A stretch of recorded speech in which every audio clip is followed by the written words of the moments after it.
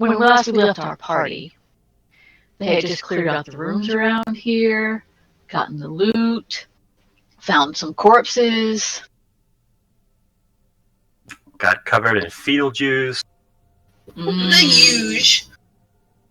And now, what you gonna do next? Well, the administrator's office is just north of us. Yes.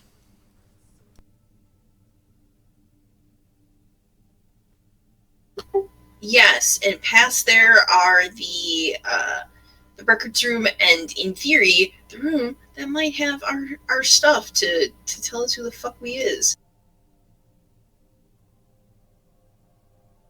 Alrighty.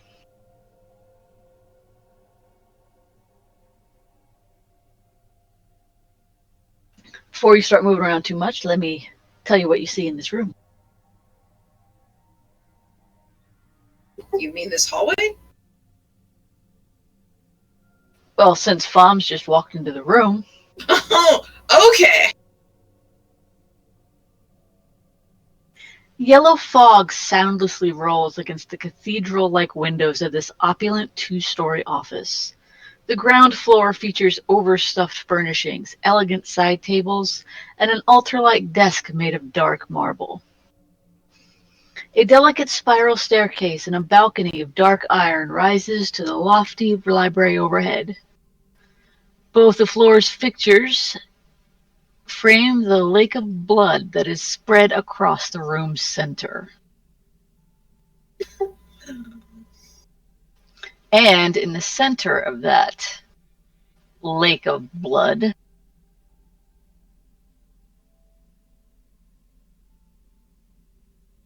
is a woman kneeling with her head thrown back in a silent, soundless scream. Wait. Is it a scream if it's soundless? Or is it just making faces at us? Well, it's soundless, but it's not unnoticeable. Because instead of a scream of sound, she seems to be screaming some sort of strange multicolored mist.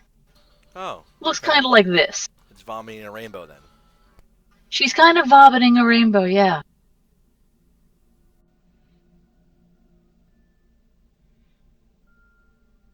Cocaine's one hell of a drug. I was gonna say, where's the rainbow? But there's that. It's kind of like, have you ever seen a hose or a fountain where there's a bunch of air in the pipes? When you turn it on, it kind of sputters and spurts and watery mist comes out, and not in a stream, but off and on randomly. Yeah. That's how this multicolored fog is coming out of her mouth and nose, kind of out of her ears. She needs a doctor.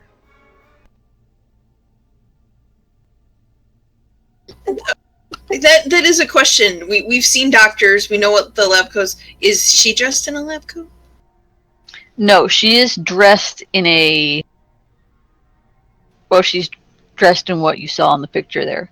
It looks more formal than a lab coat, kind of like, she's wearing a medieval version of, I guess, a suit. Well, I was going to check for traps, but apparently I can't see shit.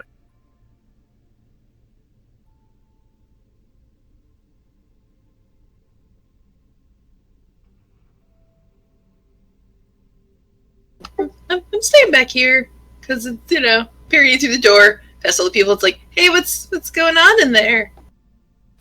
You definitely see the woman in the middle of the room. This mist kind of spurting out of her mouth, and it's kind of like lingering around her in kind of sort of like a cloud. Anyone have any idea what's going on with her? I'm going to suggest we don't get anywhere near that. Well, you could always shoot her with a crossbow to make sure. Can I do like a Arcana check to figure out what's going on, maybe? Is she reacting to us at all? No, she's not. She's just sitting there screaming that mist out. Well, kind of puking, coughing, scream. The mist is just coming out.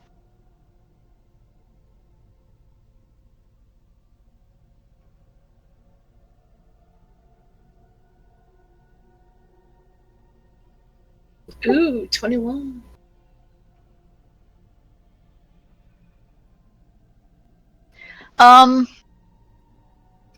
Yeah, the Arcana check, then religion check.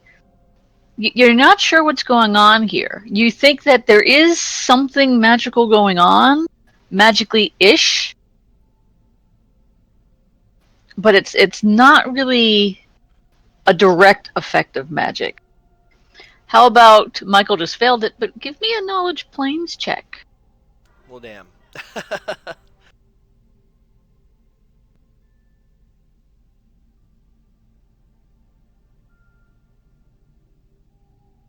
Okay, with that knowledge planes,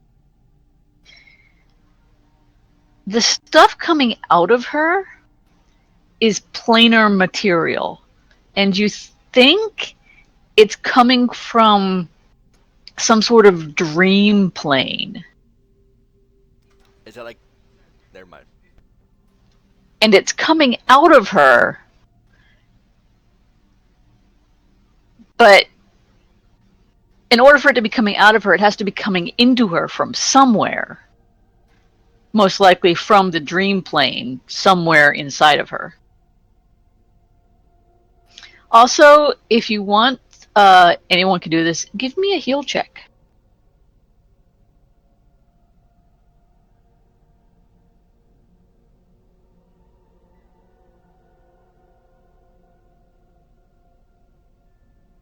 Okay, those of you got higher than 20, the pool of blood she's sitting in, basically, it's basically being forced.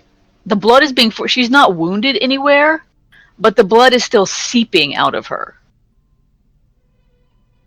Like, out of her pores in some places. Or other places where stuff can seep out of. That's gross. So it would not be a huge logical leap to think that perhaps her blood is being displaced by whatever's coming out of her mouth. So, anyone have a planar tampon? Dude, I think she needs a lot more than, like, a hot bath and some chocolate. I am gonna cast Create Water on her square.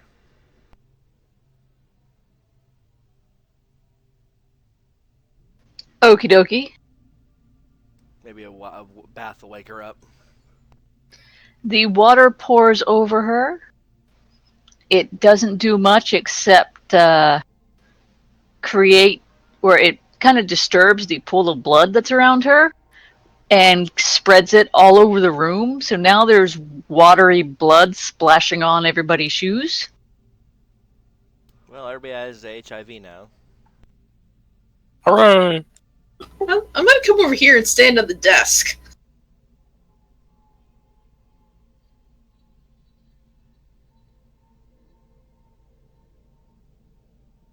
So if she's got dream stuff coming out of her, maybe we can wake her up.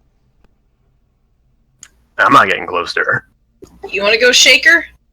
Well, guess so. You know, Pretty's gonna go over there and attempt to shake her. Alright, give me a saving throw. A will save.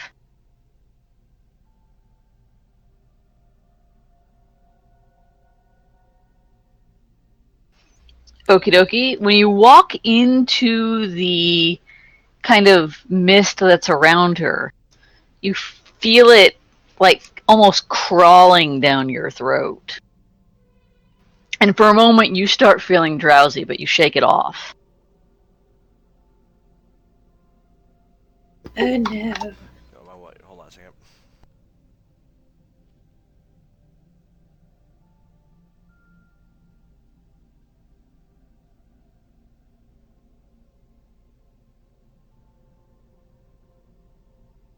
Are you okay over there?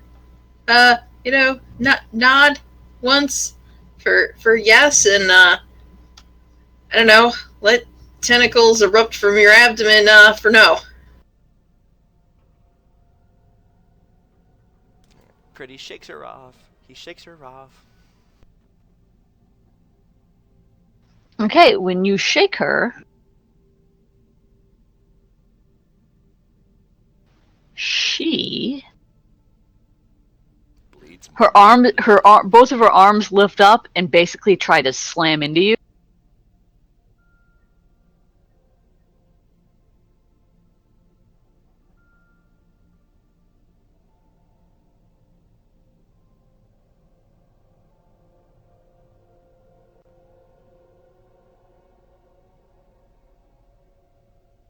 Not cool, lady. Not cool. Yeah, it's kind of a party foul. I'm gonna say maybe we just leave her. What's your AC? 17. All right, she swats at you ineffectively, and then just continues to sit. Or she swats at you ineffectively. She misses. Now everybody gets to roll for initiative. God damn it! Son of a bitch! Oh, since last session, did we have time to relearn spells and whatnot? No. Bad balls. Yeah, I'm pretty sure we didn't rest or anything since the last game session. We just... Continued on. Looks like this is going to be another night where my rolls are shit.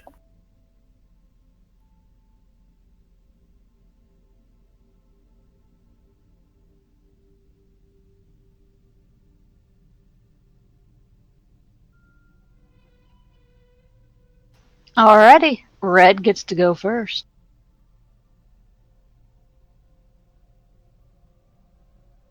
Shoot her with a crossbow.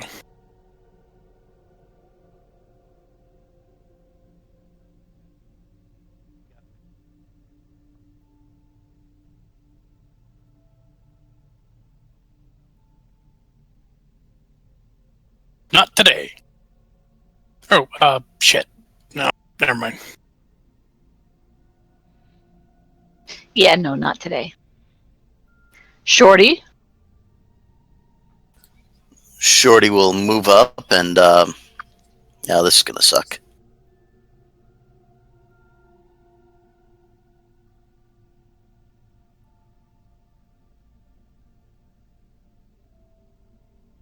Give me a will save. Yeah, that's the part that's gonna suck.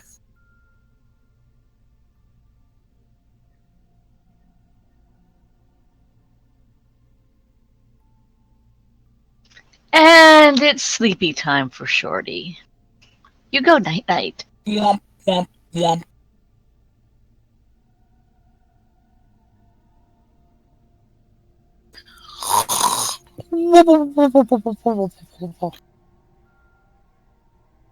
Pretty. Pretty is going to take a step back and use a wand of bless.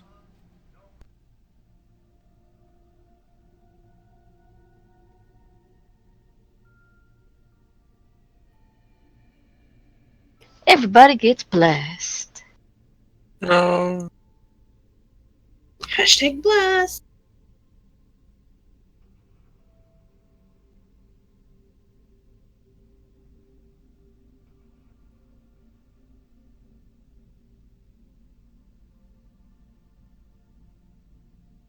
Heidi. I am going to inspire courage. So up on the desk, I'm gonna start dancing. Like this is motherfucking Footloose. Yeah. Tear it for the boy. And as there's nobody near her, except for someone sleeping, which to her is just fine, doing anything, she just goes back to endlessly belching mist up into the air. Grumpy. Okay. Does bless stack with courage? Yes. Bless actually gives you a morale bonus, whereas the attack and damage bonuses of courage are competence. Gotcha. All right. I'm going to use a move action to study her. You dastardly devil. I'm within 30 feet. So this is going to be plus 4 to attack and plus 3 to damage.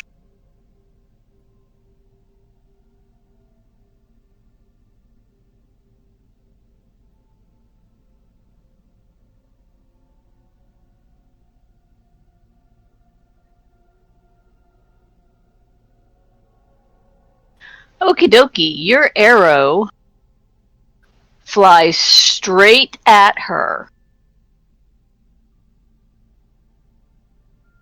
It pierces her chest. It goes straight in. Basically, it goes in just like butter. And the sputtering spurt of mist coming out of her stops, and she collapses to the ground. Oh no.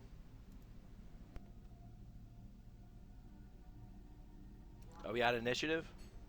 Yes, you are out of initiative. Well, Pretty's first thing to do is walk over there, 5-foot step over there, and stabilize.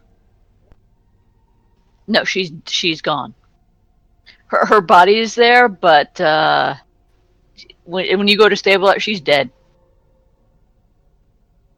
Problem solved.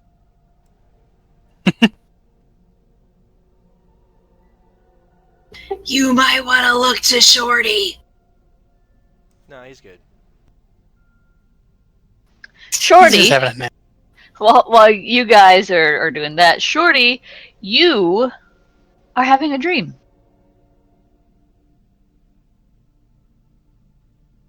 You find yourself back in the strange, decaying city in the yellow fog. Ah, crap, not this again. You find yourself alone in a crystal forest.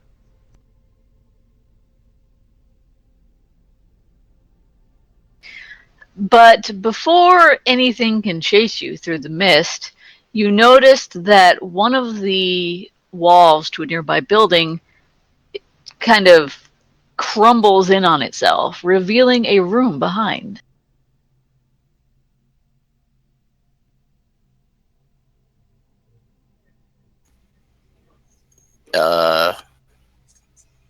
Okay.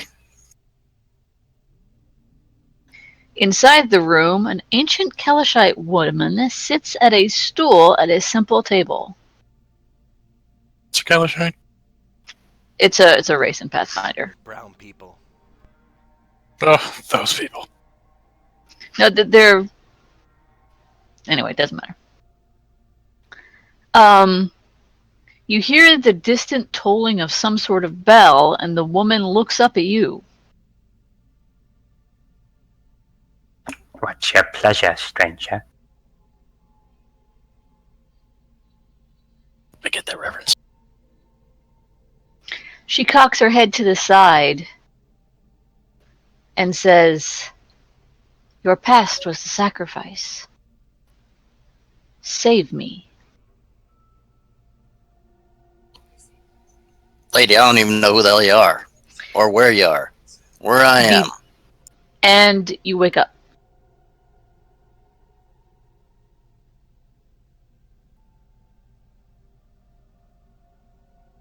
Hi, Shorty.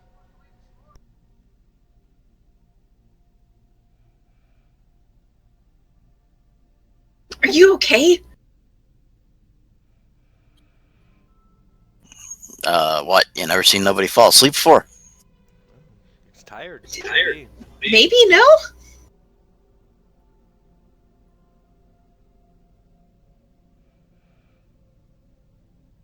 Oh, also, Wyatt, you can't recover that arrow. It's gone.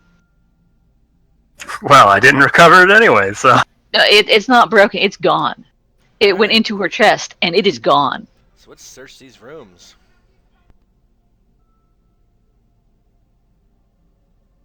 Where did my arrow go?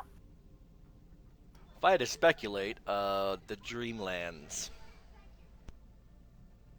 That would be my guess.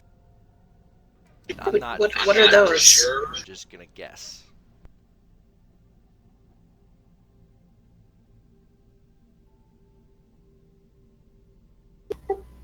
Totally checking the desk while staying on top of it. As I, this lady might be dead, but all of her blood that was on her inside that has been forcing her outside is just still out there on the floor. So what happened to the lady? There was an accident. Well, a guy over here shot her with an arrow. You're welcome. I'm gonna go search this desk over here. All right, Sala, the desk you find that's just a table with a chair. It's not actually a desk, but the desk that Red is searching. You mean Sala? No, Or- the desk that Sala's searching. It's just like a table and a chair. It Okay. doesn't have any drawers or anything. But the desk that you're searching is a lovely marble desk that has several drawers filled with mundane writing supplies and extensive but totally uninteresting documents. Except for one drawer, which is locked. Oh, the good shit's in there then. Does anybody here know how to pick a lock? How about somebody check the woman's pockets for a key first? Yeah, you go touch her. Well, why not? Pretty will go ahead and search her. All right, you find a key. She's got a key. Yeah, I'll chuck the key over to the person. She actually got an entire ring of keys. I'll chuck the whole ring of keys over. Well, start checking keys, I guess. One ring to rule them all. It's the key ring. Yeah, eventually you keep trying the keys and then one of them works. Pops it right open. In the drawer is a journal.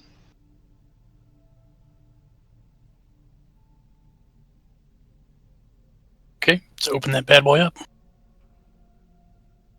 Alright, if you leaf through the journal, it's mostly filled with largely mundane stuff that you would expect the administrator of an asylum. Notes from staff meetings and interviews with patients and the families of patients. But then when you get to if you flip to the last through pages, you find these. Oh no, shit gonna get good.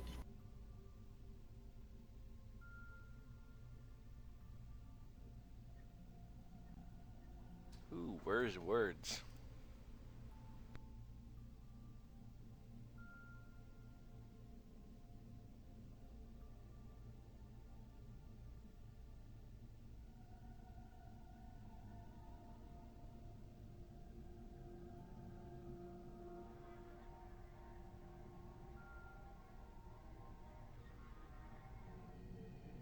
So while you are reading the journal, what is everybody else doing? Looking over her shoulder to read the journal. Checking out this shelf or whatever it is over here. I'm gonna walk up to the second floor. Gingerly, going over here, trying to stay out of the range of the blood and check this desk or table or whatever. The chain of knights, and all they have to do is accept a handful of new patients who've unprecedentedly, suffered a manner of amnesia. Would- All right, over at Amnesia? What? As I'm reading... Sorry, go on. no, you go ahead. Okay, as I'm reading, would the phrase chain of knights ring any sort of bells, maybe? You can roll a knowledge arcana or a knowledge planes check.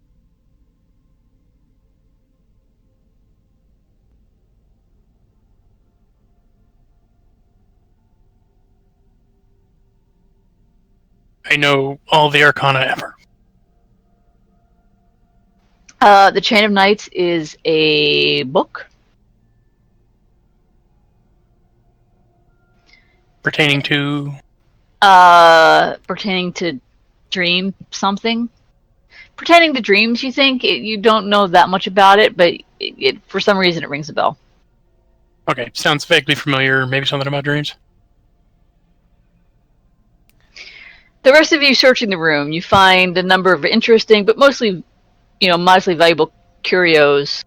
Like a wooden box that's shaped like a brain, or bookends of funny shapes and sizes, and a brass sculpture of a pyramid. Ooh, pyramids are cool. You know, the various knickknacks and stuff you can scrape together are worth about 150 gold pieces. Shorty, you found a bookshelf full of books. If you want to give me a knowledge local check to see if you find anything interesting. Yeah, okay.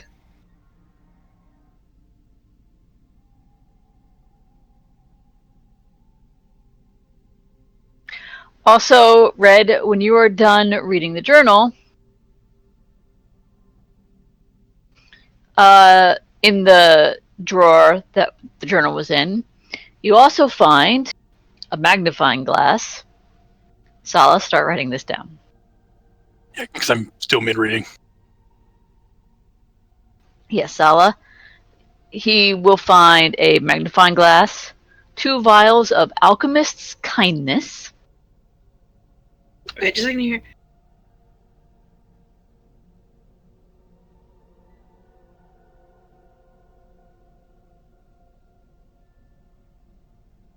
Okay. A vial of smelling salts.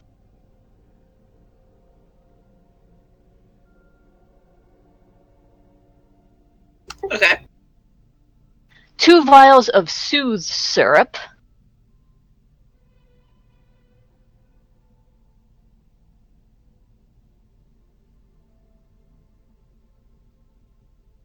Okay. 4 doses of antitoxin.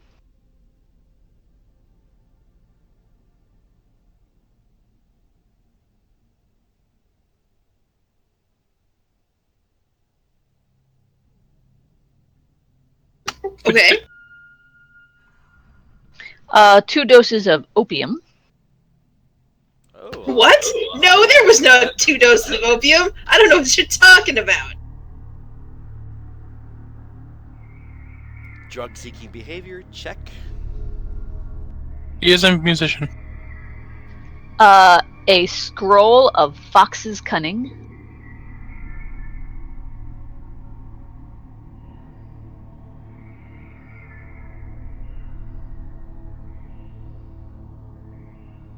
God, given all the stuff we found, this feels like this should have been a boss fight. No, this is just the hidden loot room. Alright. The desk is a mimic. Damn it. Okay, 2 scrolls of remove paralysis.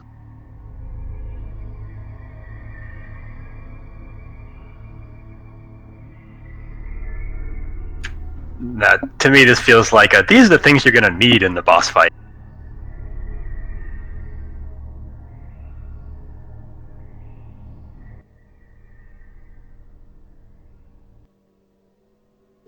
Okay. Candle of spirit protection.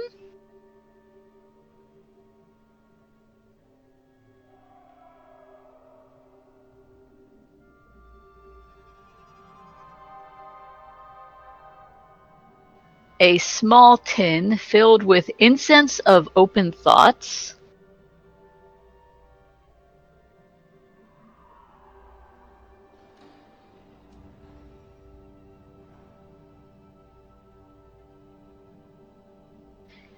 A thin silver chain that holds a greater talisman of beneficial winds.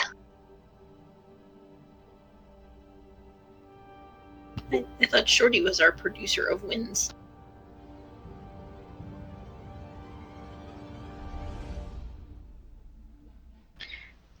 and a braided leather cord holding a lesser talisman of healing power and a lesser talisman of warrior's courage.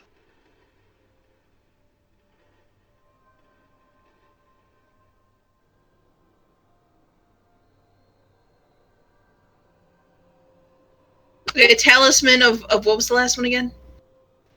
A lesser talisman of healing power and a lesser talisman of warrior's courage.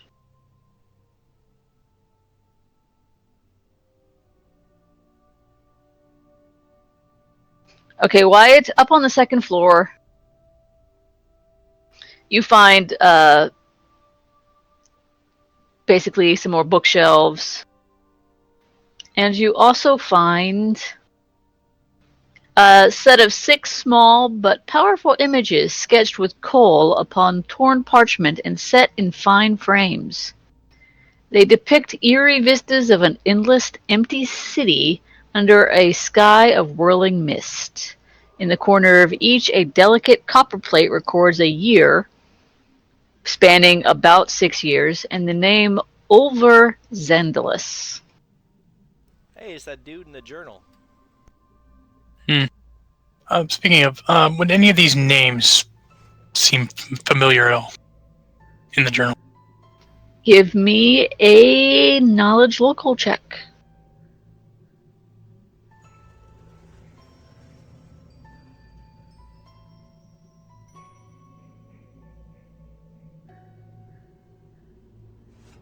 Those are names. Actually, one of them looks familiar. The name Lols. If you read them out, I can use my bonus local check.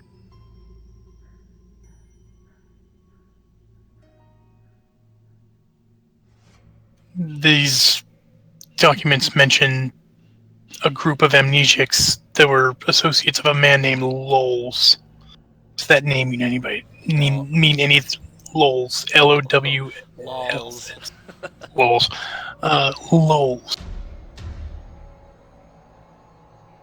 I don't remember anything. I mean, I don't really remember anything anyways, but it doesn't sound familiar. Actually, it sounds familiar to all of you. Oh, But- wait. But actually, Red, you would actually remember because it's a DC 10. Lols is the name of the count of a county in Ostalav. He's a count in the county of Versex. Name Lols. It's a count of some sort.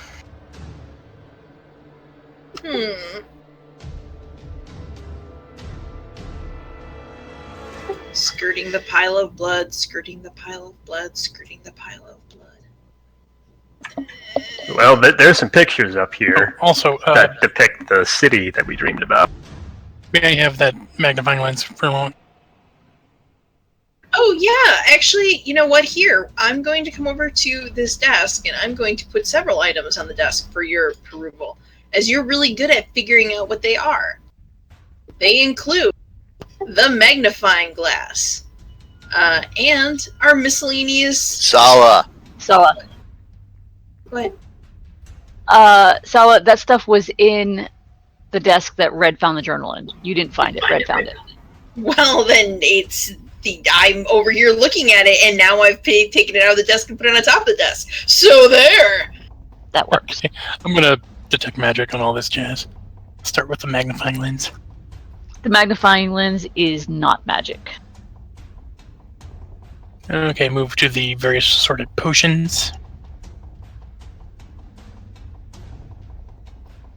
Yeah, the list I already told you what was magic. The scrolls, the candle, the incense, the talismans. What about these miscellaneous curios from around the room? I would really hate to say, let's take these back for, financial gain, only to find out that they're going to kill everybody. Detect magic on the curios. No, there's nothing magic in the curios. Totally mundane.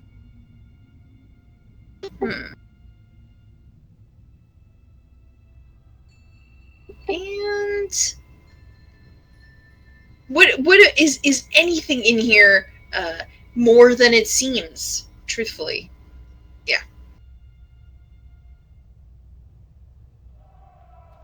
Elaborate.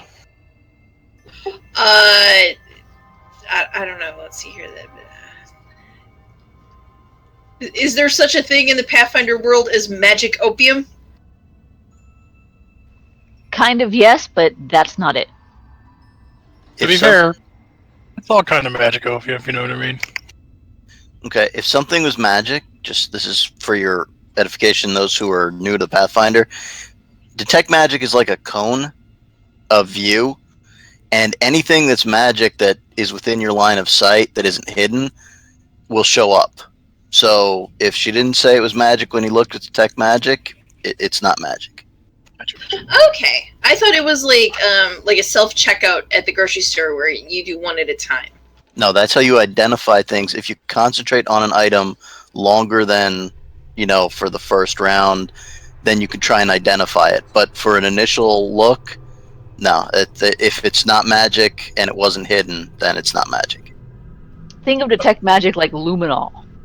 Okay, in that case, just to be thorough, detect magic, just kind of take a quick look around the room, just, see if anything else jumps out at me. No, there is nothing else magic that you can see in this room. Okay.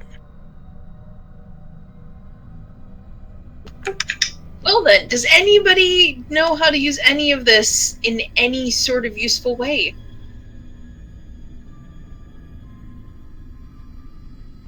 Well, you put it in a pipe and you smoke it. Or you eat it. Or you inject it. Heidi Or snort it. gives a sigh and rubs her temples a little bit. Okay, anything other than the opium?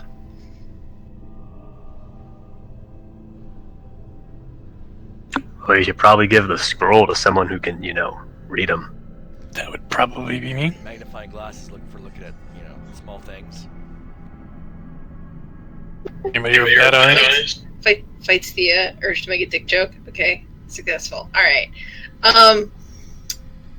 And there's these talismans. I don't know if I'm really the person who. If nobody takes them, they're just going to sit in a bag. So somebody should do something with these. Well, did you figure out what they could do? Spellcraft on them? That's not my jam.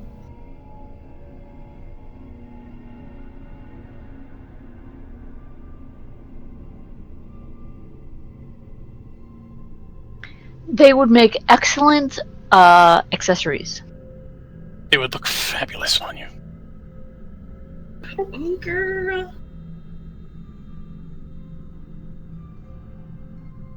I'm assuming by accessories you mean more than really setting off my eyes in this skirt. Well, he failed his spellcraft check, so. Come back tomorrow. Oh yeah, I might have that. Sorry, I'm too busy trying to add columns and stuff in there, and I wasn't paying attention. Let me come back and take a peek.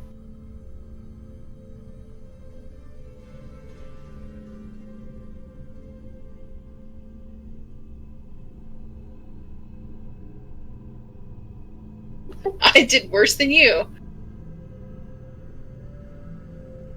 We're fair buddies.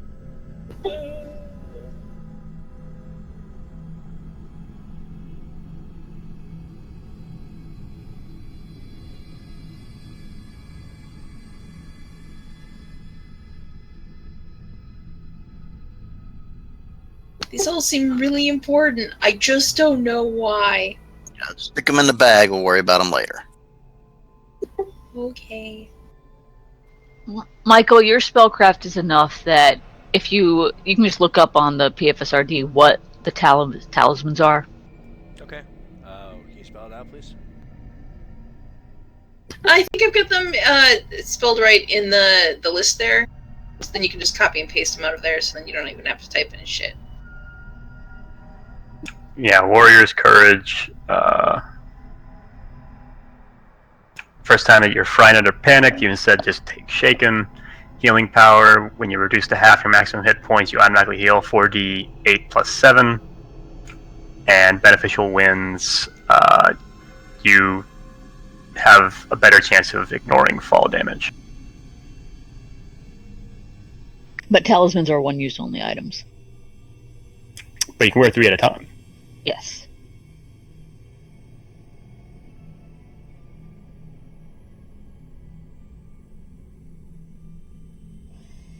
So we should probably give the warrior talisman to Shorty since his will saves are shit.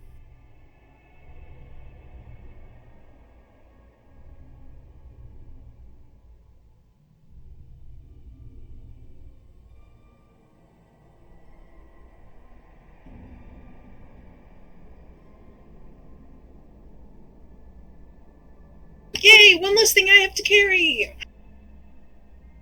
The healing talisman should probably go to someone who we don't want to fall unconscious during a battle. Yes. Who would that be? Probably be our cleric or maybe Shorty. I agree with Shorty. Yep. And the feather fall, which is what the beneficial winds gives, is basically just who's going to be doing a lot of climbing. Well, Solid's already face planted once, so. All right. Everybody makes a mistake sometimes. All right, so Solid gets Featherfall, or the beneficial winds talisman.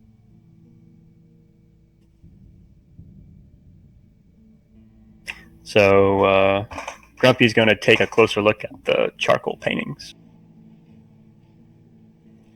Why don't you bring them down so we all can look at them? Now, these are all lesser talismans, right? It's a greater talisman of beneficial winds, but the other ones are lessers, yes. So it's Warrior's Courage, lesser, and... Healing power, lesser.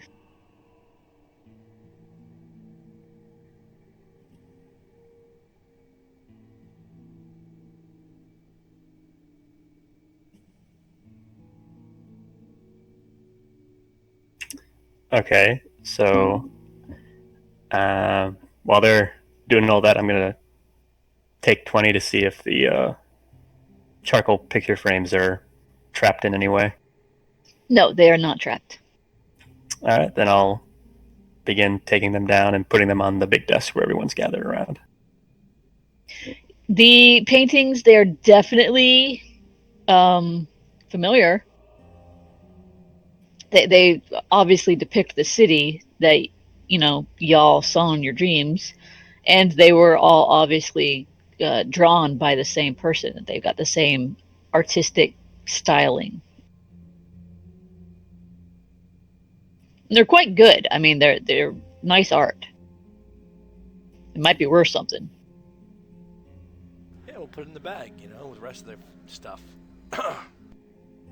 Does anyone have an appraise check? I have a question about the bag. So, is it like a bag of holding where, you know, you could literally pull something very large and awkward that in no way, shape, or form should be able to fit in a bag?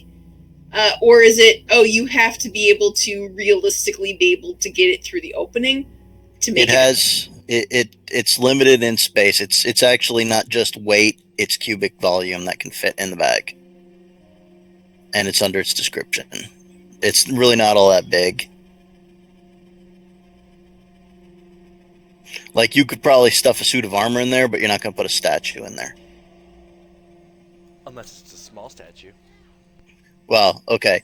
You could put, like, a desktop statue, maybe a lawn gnome, but you're not going to be putting, like, you know, some art from the museum that's, you know, you want the lion near the doorway.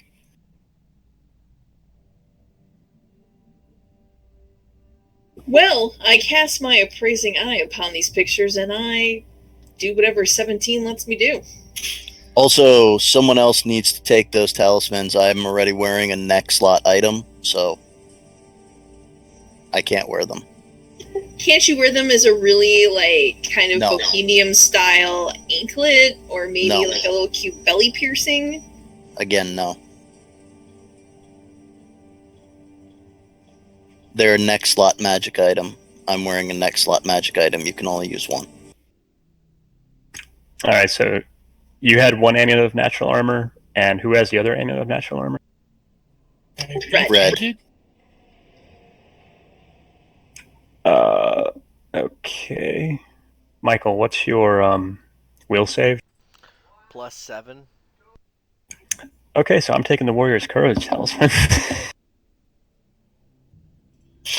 Also, that healing one at this level is like going to be super overkill. You might want to just stick it in your pocket for later, because the lesser healing will heal 48 plus 7 points of damage when you drop below half. Back in the bag it goes.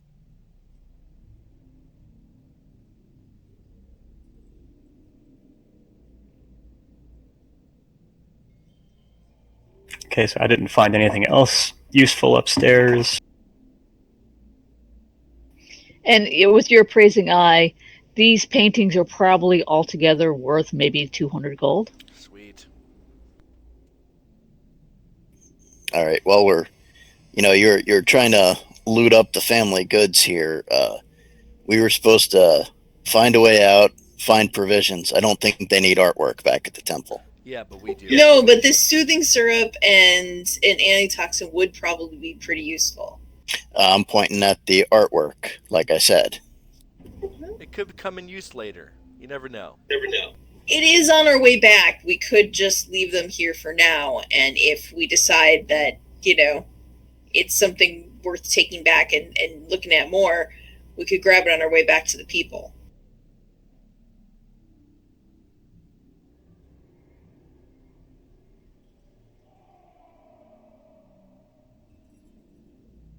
God, the music in the background is just so creepy.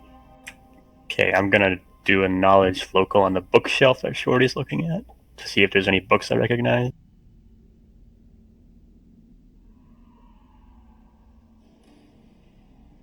Again, my rolls are shit. You notice they're books, and they're very healthy looking books. These books look healthy, but someone who probably reads more than I do should take a look. I didn't know books could be healthy. I will check out the books.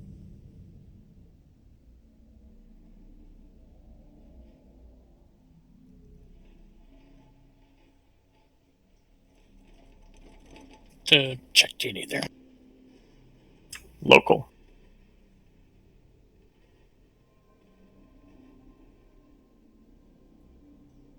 Healthy books. Well, you know all about these books. I know all about these books. Like, you feel like you've read all of these books, which is weird because they're super obscure books. But you do notice that 3 of the books are especially noteworthy. One book on the treatment of ambitions, disappointments, and regrets by Dr. Bergermand Trice. That's my life right there.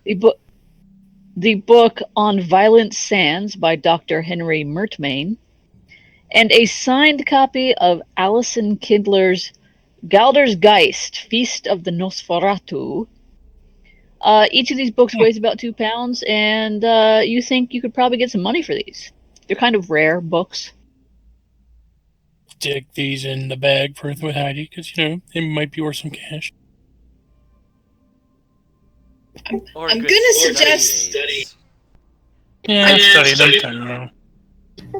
I'm going to suggest maybe we wait after we get all the food and stuff, if we still have room to carry, because books is books and heavy.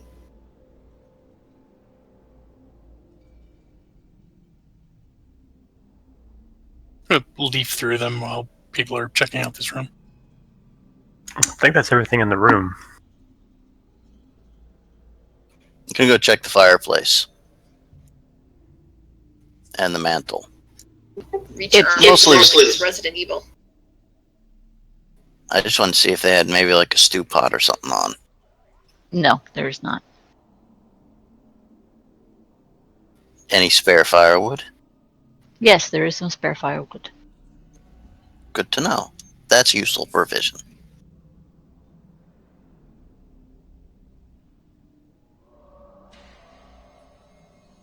Well, I guess we gotta go through the door then. Heidi puts her ear to it and sees if she can hear anything. I don't know if there's an... Okay, somebody else Shorty go knocks first! on the door while she's listening. Damn it. Sorry, canon appropriate profanity. Just add an S. Gods, there's multiples. God damn it.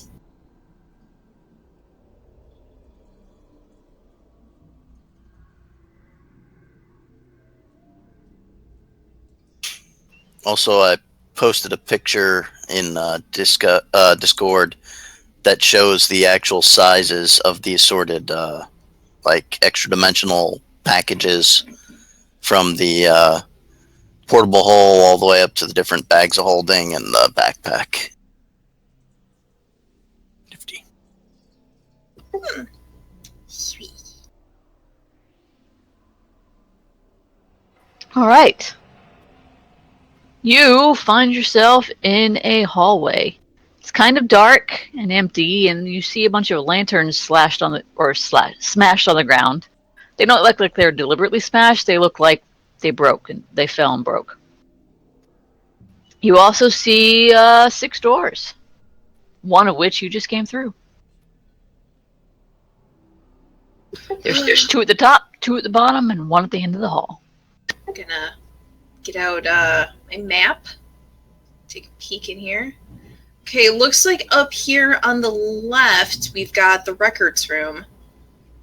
And then I think on the right, one of these is the patient personal effects room. Also, everyone in the room, please give me a perception check. In the room or the hallway? In the hallway.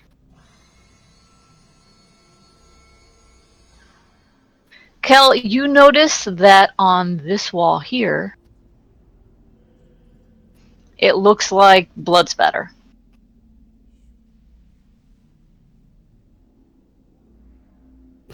I know it's just because I said something about Resident Evil before, but now I'm thinking of the hallway scene in the Resident Evil movie, and There's some weird blood splatter on this back wall. There's weird blood spatter everywhere. Heidi peeks around the corner. What makes it weird as opposed to all the other blood? I'm not the one who can read magical stuff. Looks at Red.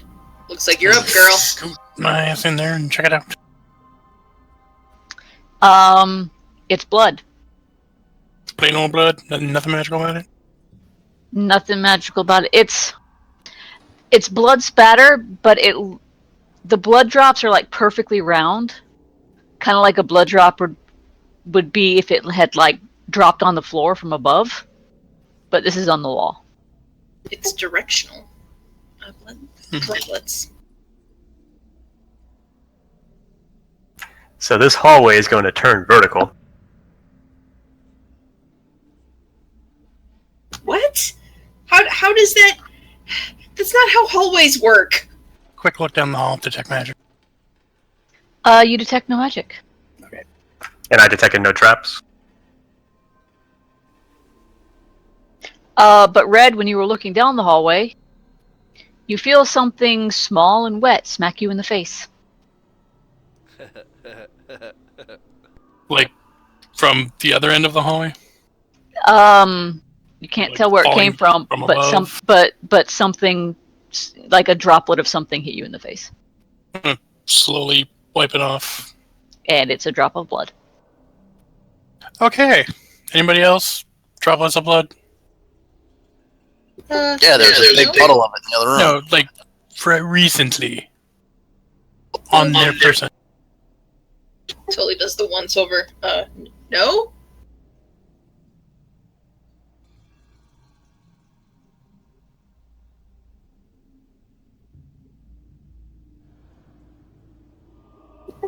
totally peeking my head around the corner. Can you see where it came from? Like, would I have any sense of where it came from? No, not really.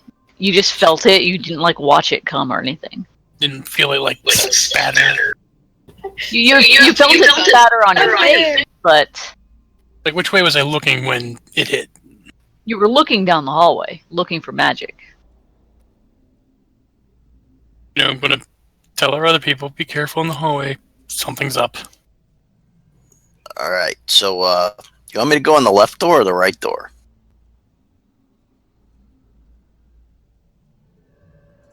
I don't know. Okay, left it is. Take it out. I open this door up here.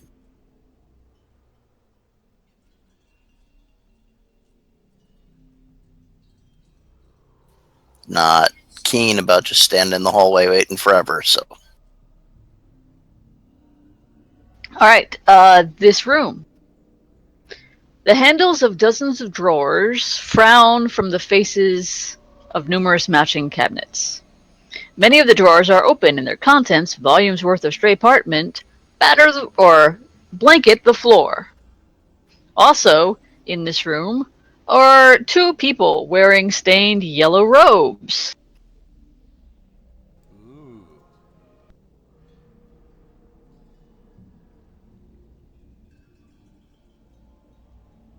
Ooh. Where? Hang on, I'm checking something real quick.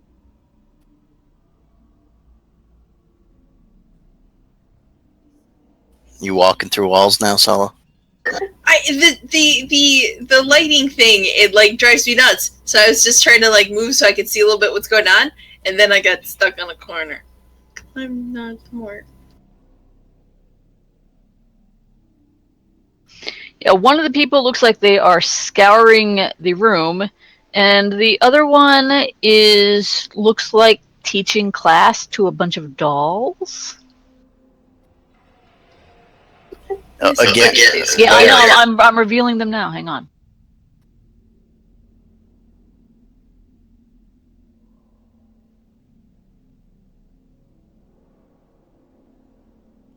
And roll for initiative.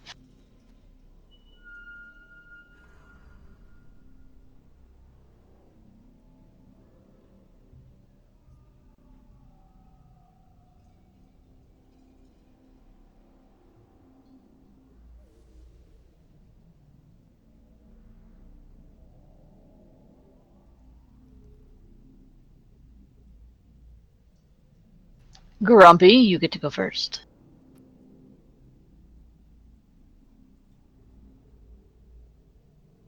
Have they noticed our presence? Yes. And can I tell whether they look threatening or not? They have moved to attack. Okay. Then I will study the one directly ahead.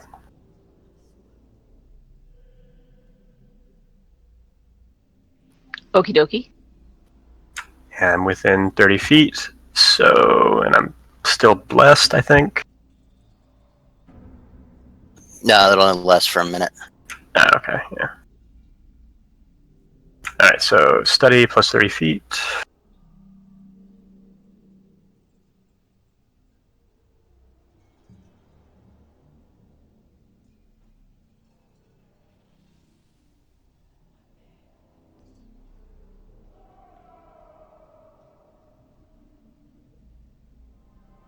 You definitely hit.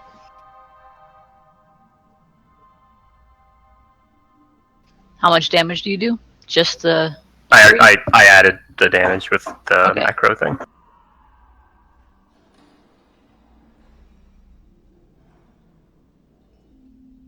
Alright. Well, these two... They move in to attack Shorty.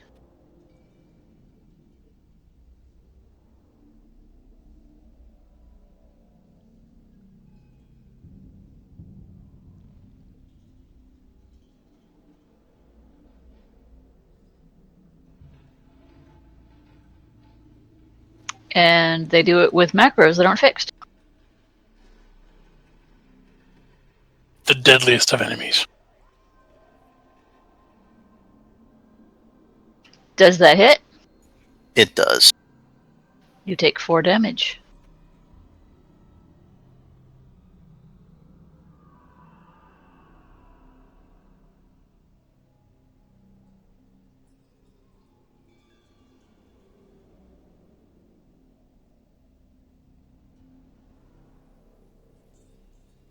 The other one walks up, and that's going to miss.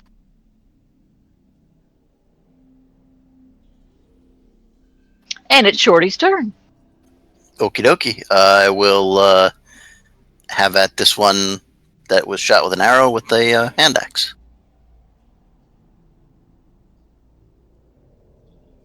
Not with that shot. No, not with that shot. However, I will then 5-foot step up to open some space.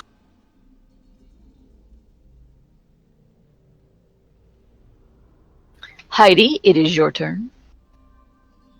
Okay, so this is if I dance, only the people who can see me get a benefit. Isn't like this isn't going to work through walls, right? Correct. You have to either be able to see or hear the person doing their performance. Right, and if I had an instrument, at least you'd be able to hear me. But I can't move through. You can whistle while you're dancing and just say you're whistling a tune. It's bardic performance is very unless it has specific components that it calls for, it's very open-ended. Okay, well then, You could tell dirty jokes and it would count. Hot. So yeah, I start dancing, inspire courage, and I tell a filthy joke. The aristocrats. What's the joke, though? I know them, but they're long, and we don't want to. No, we're fighting. Now is fighting time.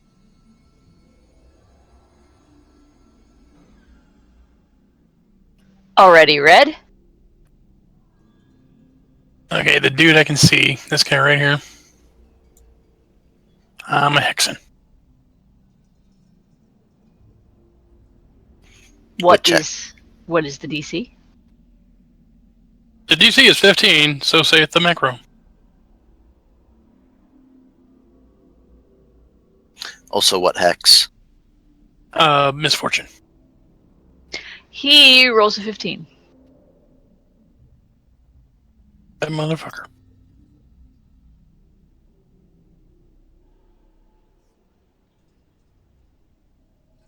Pretty, it is your turn.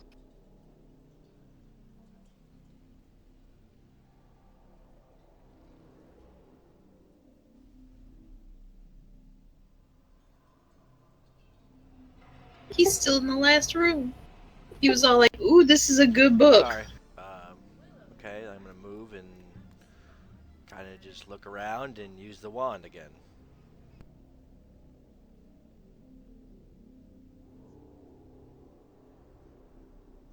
All right, Grumpy.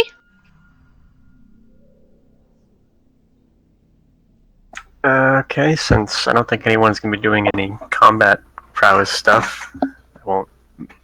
Can the guy to my diagonal right hit me through the wall? No, it's a hard corner. Okay. Then I will go ahead and... I'm assuming that the guy directly in front of me is the guy I shot before? Yeah. Then he's still studied, so I will shoot him again.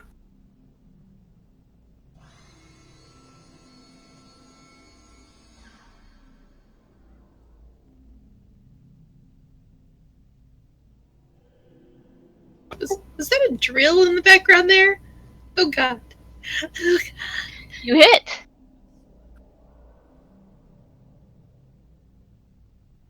And then I'm not done. Sorry, continue. And then I will use my move action to walk down the hall.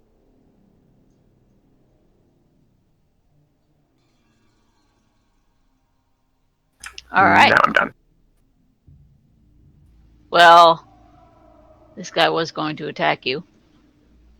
Actually, he's still going to attack you because you shot him, and he's crazy. So he walks I will by. take my attack of opportunity.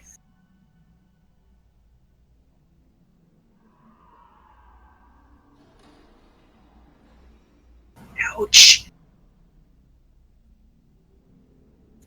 Okie dokie. You got him good, son. You got him good. He takes a nap.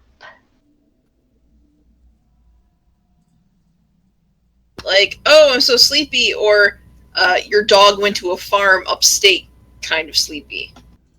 He doesn't look good. He looks like he's going to be not long for this world. The other guy swings a crowbar at Shorty's head.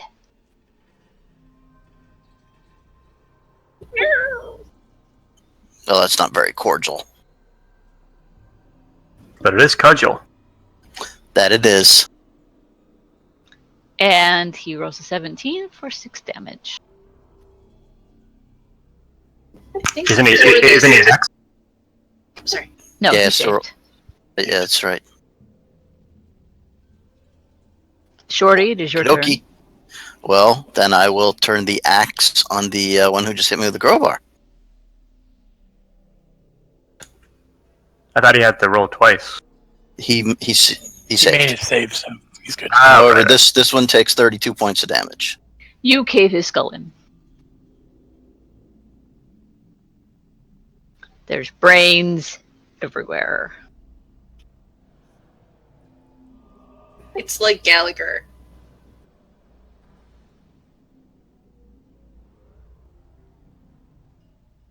Is that the end of combat? Yes, that's the end of combat. All right, then I'm gonna open the door right here, to the same room. You don't know it's the same room, but it is.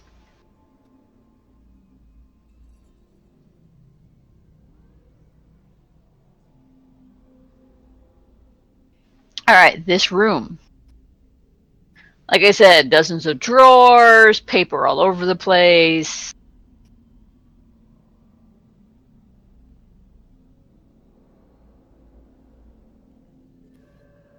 Well, while somebody's busy tending to Shorty, I'm going to take 20 and search your room. Just do a quick detect magic scan. You detect no magic, and in the room you find a shit ton of paper. It's mostly records, patient records, and such.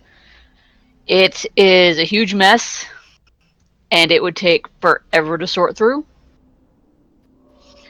But you do manage.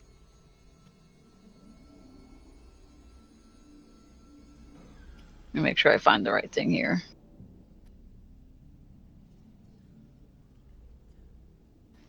Yeah, you do manage to find one record that looks an awful lot like this.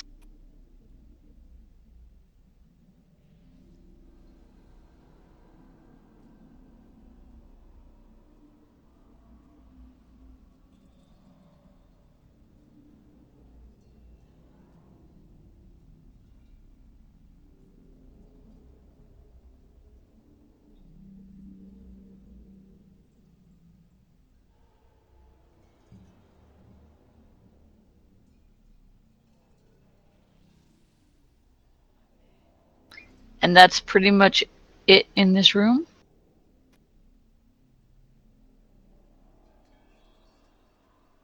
The cultists, they had padded armor and they had crowbars. That's pretty much it.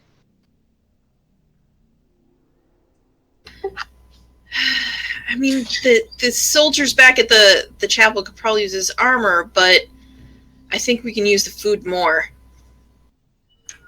And hopefully, This is the record of the guy who painted those paintings. Huh? You're right. We should take one of those crowbars, though. You never know if we're gonna have to pry something open. True. Good call. This guy must have been popular or something.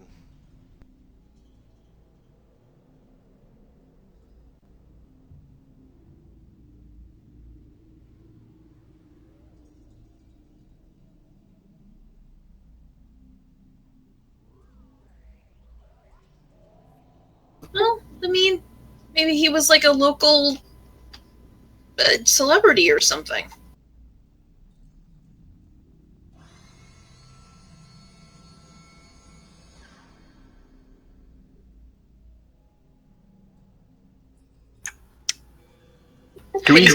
Sorry, totally go. Do we have a wand of cure light wounds, or we just have a potion? Well, let me look. We have a potion. We actually had 4 potions, and they've been spread out. Everybody but Pretty's got one. We do have a syringe of cure moderate wounds. Probably want to save that. Yes. We also have a scroll of cure light wounds. I could always just cast Cure Light Wounds or, channel positive energy. Well, if it's just for me, since I'm the only one hurt, I'm down 10, but I can go, I've got 14 more, plus I can go to 20 in the negatives before I fall, before I'm dead, but before I stop fighting. So it's not an emergency at this point yet. You're good for now. Alright, since that's everything in this room, we should check the other 2 rooms. Good idea.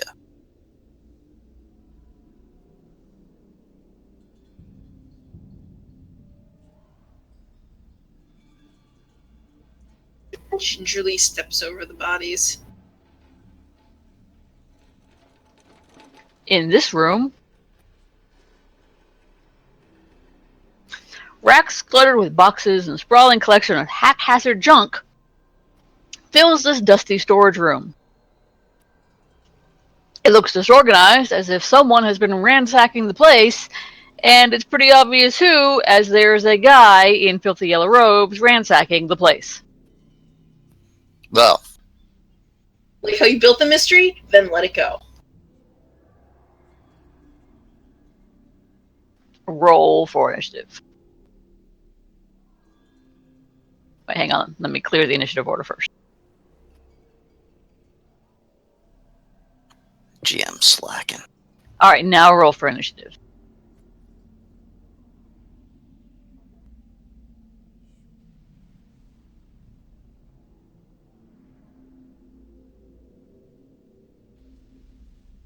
Oh, yeah. You're still going before the guy.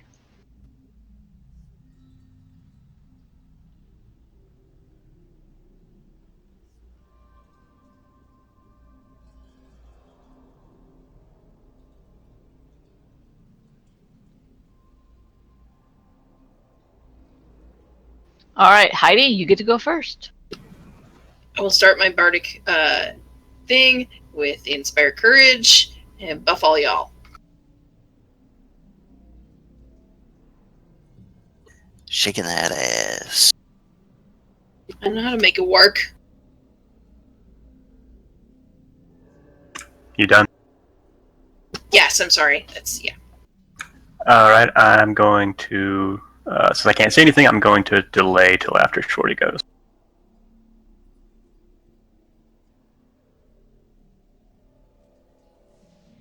Red.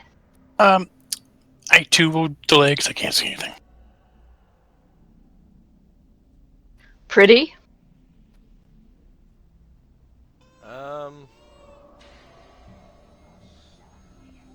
I'm just gonna do nothing, I guess.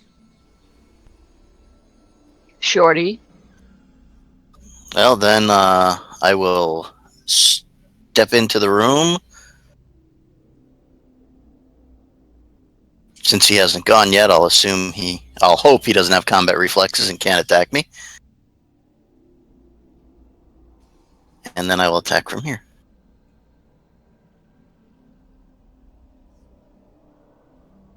And I will swing! Bada, miss. He will swing right back at you. I'm delaying. I remember I was delaying. Oh, that's right. Sorry, go. Also me.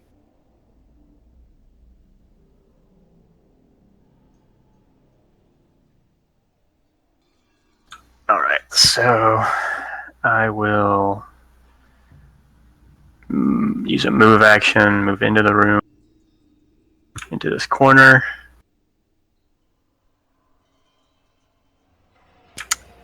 and I will then shoot the guy.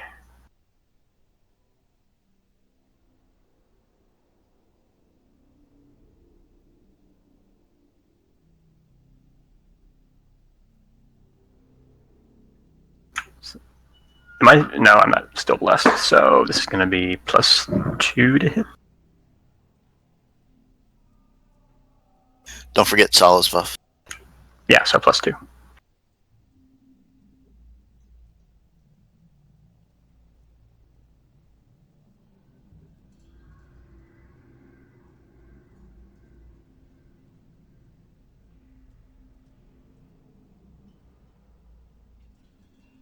All right, that hits.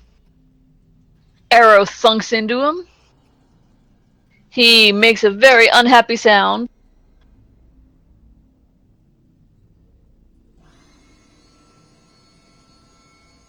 And then he swings the cross, not the crowbar. What about red? Yeah, I still go too. I help. Red also Okay. delayed. Red gets to go then. Okay.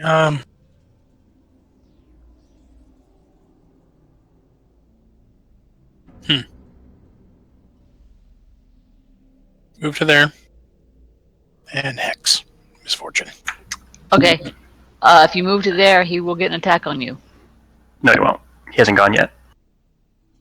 Oh, okay. Also,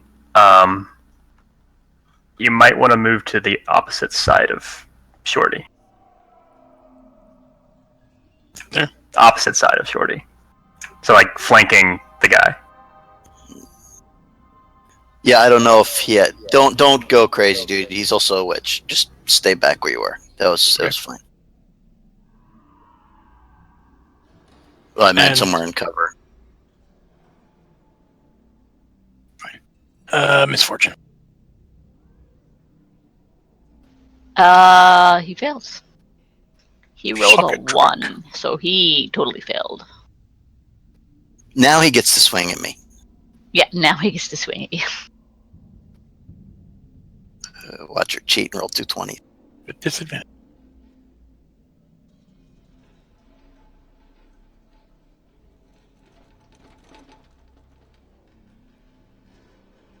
I'll take the 1, thank you. Fine if you're gonna be like that. Heidi. This guy's frothing at the mouth. He's like, ah! Let's see here. I'm looking at my giant pile of things I can do and which would be useful.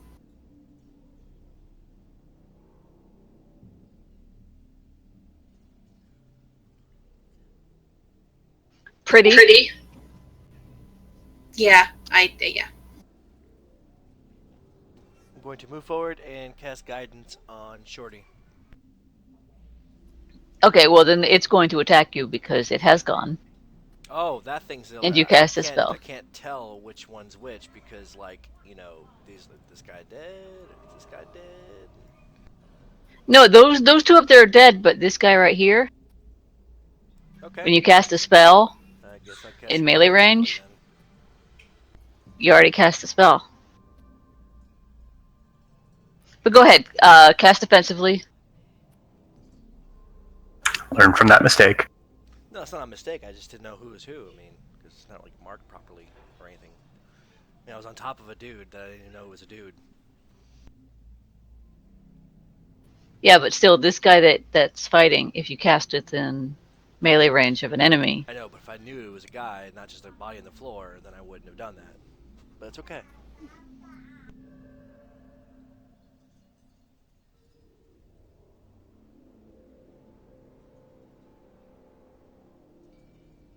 okay, Shorty.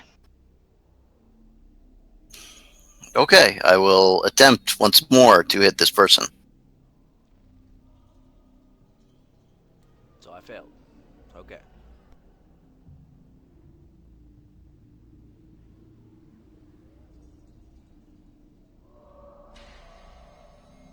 Good job, Michael. You totally just wasted your 0 level spell. Okay, my attack did not come through.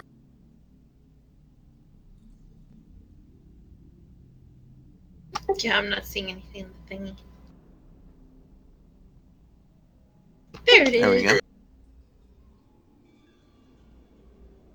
And it's sleepy time for cultists.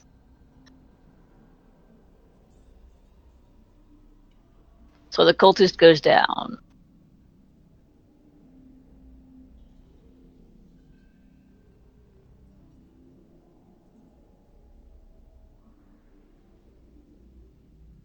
All right.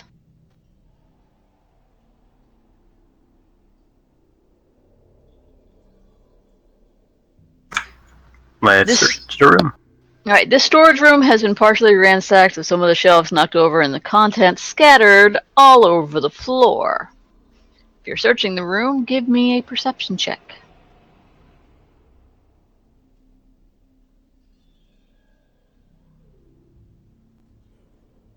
So, when you say sleepy time, is he knocked out or is he dead? He is bleeding profusely and unconscious on the floor.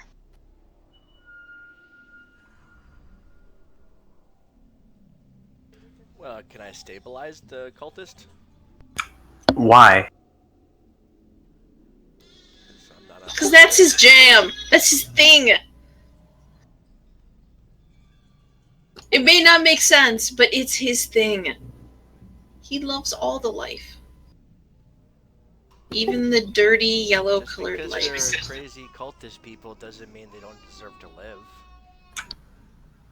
If they're trying to kill us, that pretty much qualifies for loss of right to live. And then you did your best to kill it. Now I'm gonna do my best to save the person. Well, as long as you're gonna, keep an eye on him once he's awake. Level 0, you want 0 hit points, it's 0 hit points. You know, it's not like it's gonna walk around and do anything bad. All right, Wyatt, in your searching the room, you find 2 vials of silver sheen. Hand that to our pack mule. An oil of a line weapon.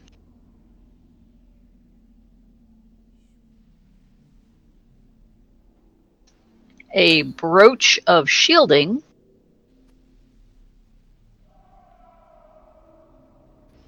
And a cloak of resistance +1. Do we know that's what they are, or do we have to identify them first? You have to identify them. I'm sorry. I We'll should do that.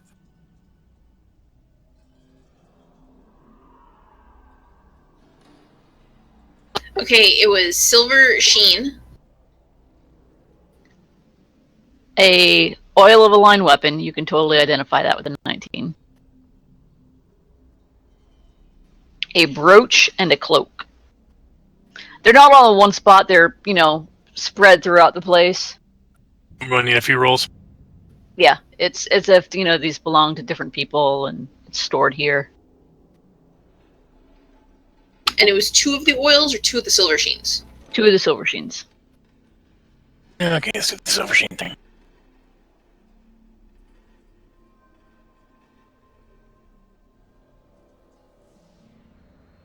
Yeah, that's totally silver sheen. And now the oils. You already did the oil. 19 was the oil. I thought the 90 was the brooch.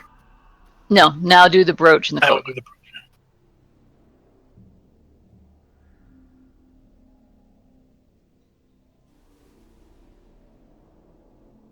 It is a brooch of shielding. And cloak was the last thing. Yes.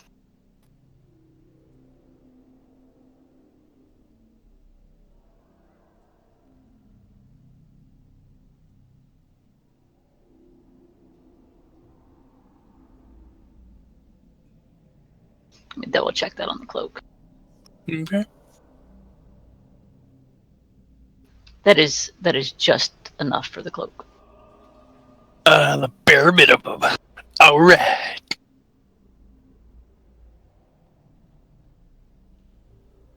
So what do these magical, mysterious, wonderful things do?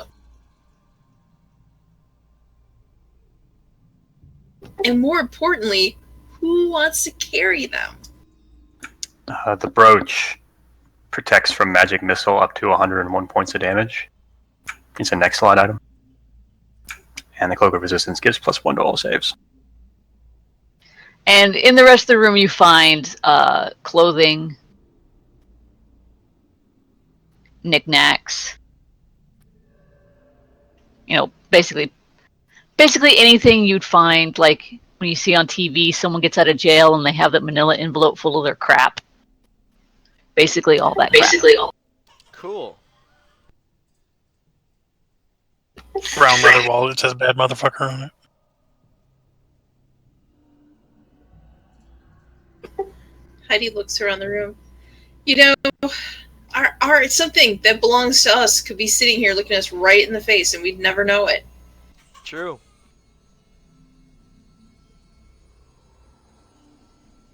So, clothes that don't look like hospital patient stuff, maybe? Ooh. And there's also a door right here. Shopping montage. Okay, so who should we give the cloak to?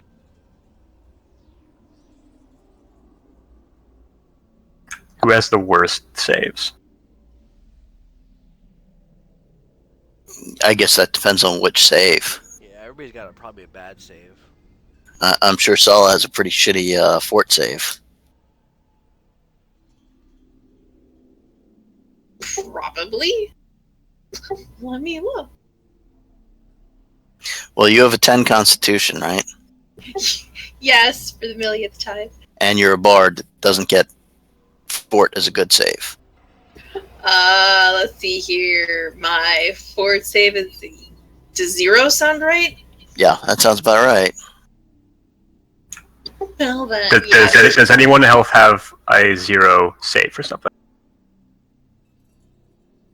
Well, yeah, Will.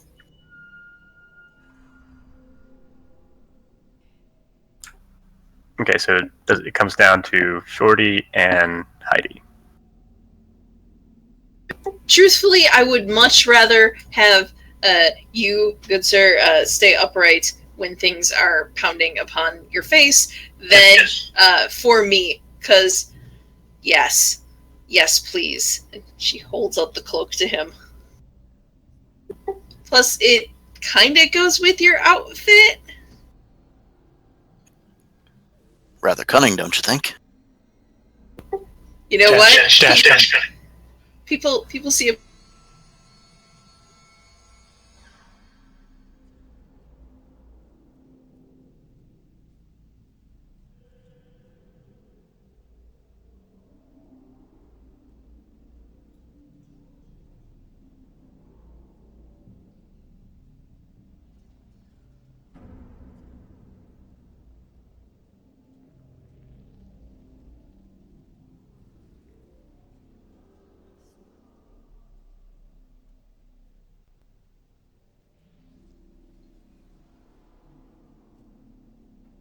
And red as one.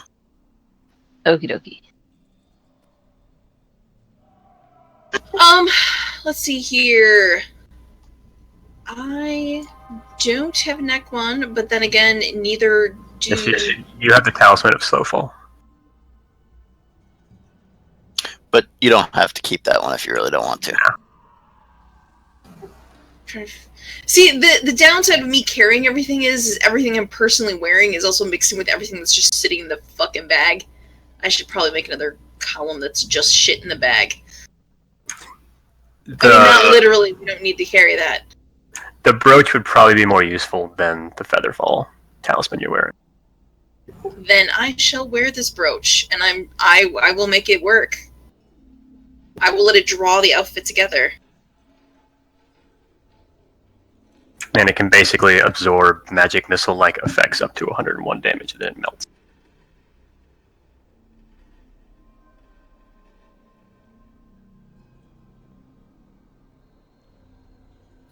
Alright, did my perception check detect any traps on the door? Do I need to roll a new one? There are no traps on the door. Okay, then...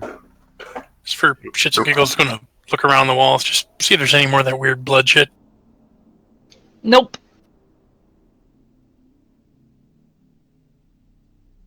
Does our fabulous door opener want to go first?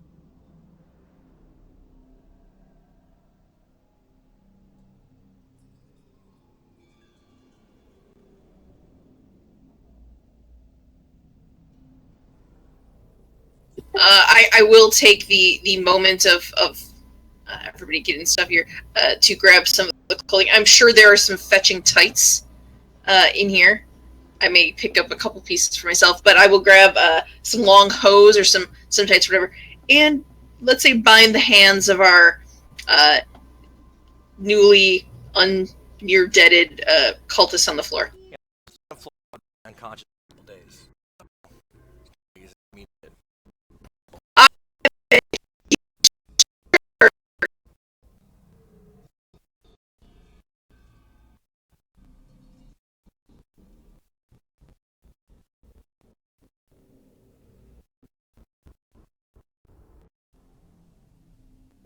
Now I have a cute outfit, or I will. Okay, so yeah, somebody else open up the door, because that's not my jam.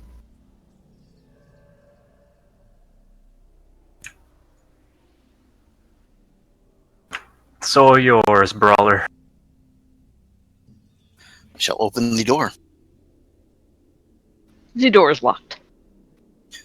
Nope, all yours. We do have a keyring. Indeed. Yes, then we'll go check the keys. Alright. I'll try the keys. It takes you a minute trying the keys, but eventually you find one that opens the door. I have a feeling these are going to be super useful keys. Now I'll open the door. Also, could we get like the little X marks or something on the dead bodies?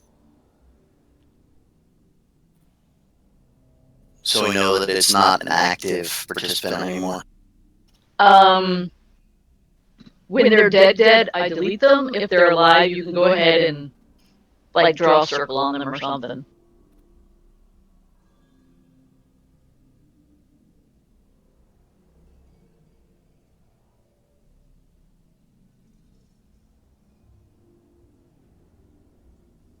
Okay, this room also holds a bunch of filing cabinets, except for one wall where a battered old painting of a somber, towering structure hangs.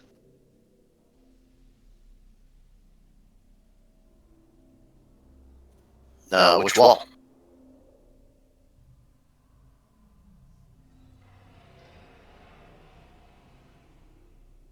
That wall.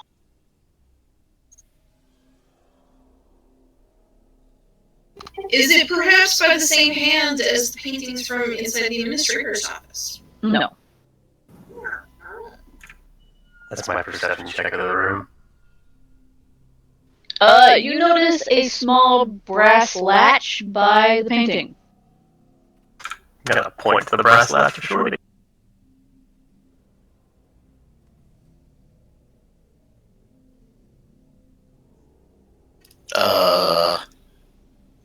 Was it doorknob? Fastener?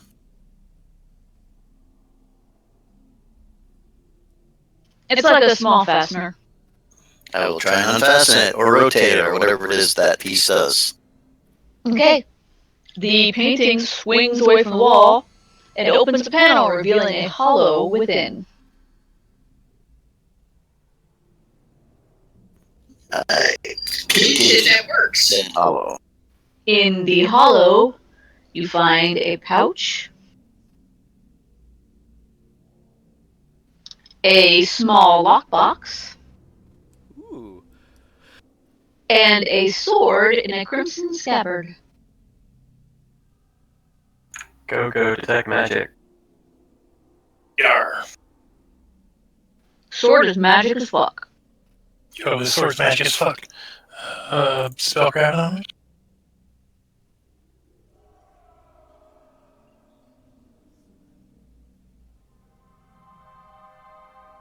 Well, this sword is a scimitar, and it is a +2 scimitar. Holy shit. It's a very potent magical weapon.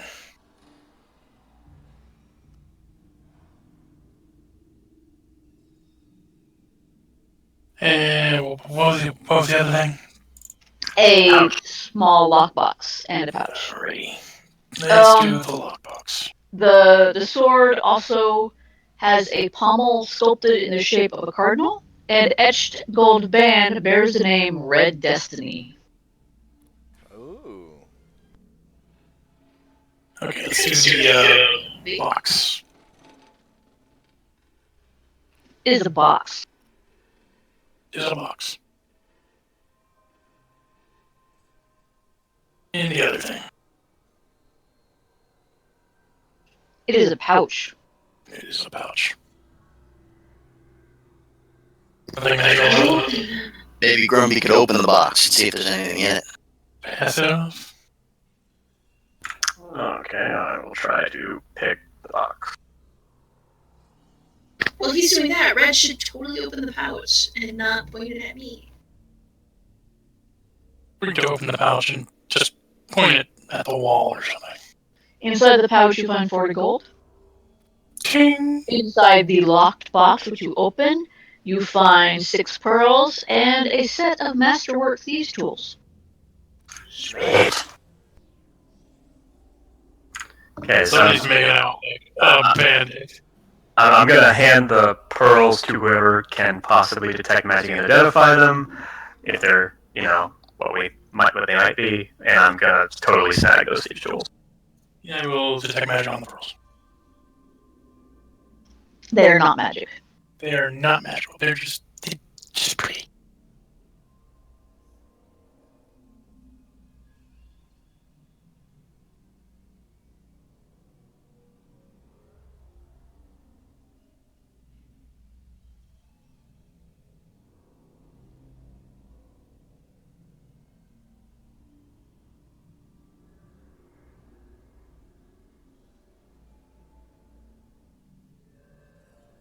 So what all did we get here? Well, we have a bladed weapon for someone who uses such a thing. We've Plus got- 2 scimitar. Yes. We've got more booty and some thieves' tools.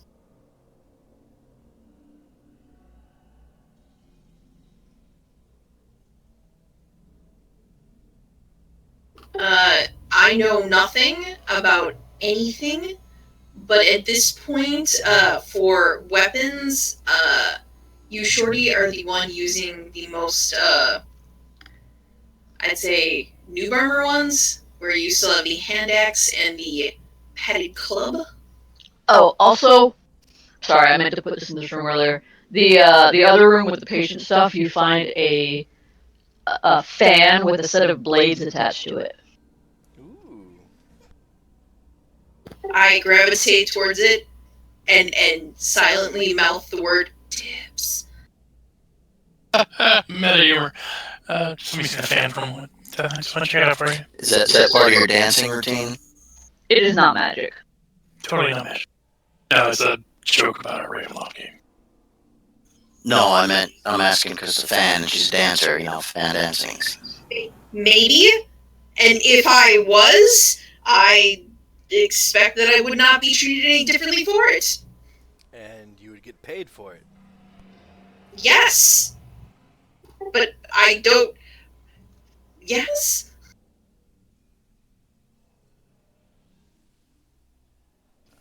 You're carrying all the goodies anyway, so kind of get paid for it as is. Just pets it, opens it, makes sure that it doesn't smell like rotten and carrion, as fans in the past have.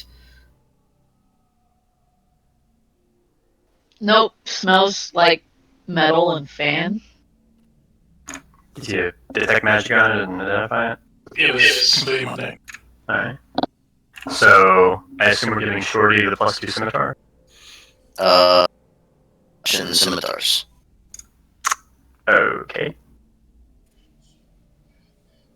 It's, I don't know. I don't know what everyone's proficiencies are, so I want to take,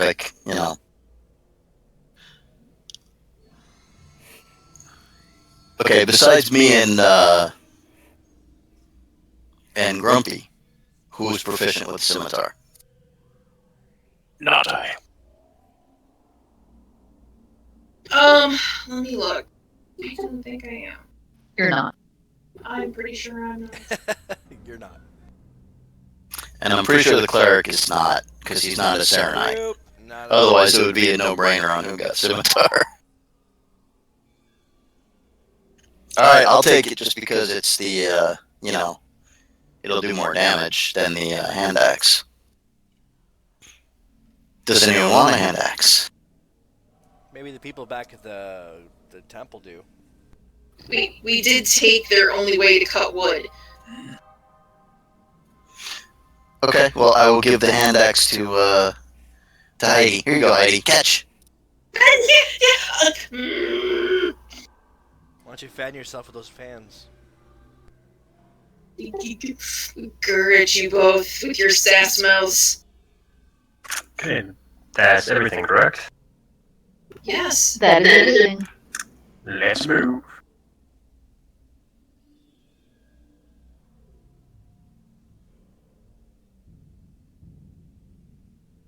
Alright, do we want to take a quick break?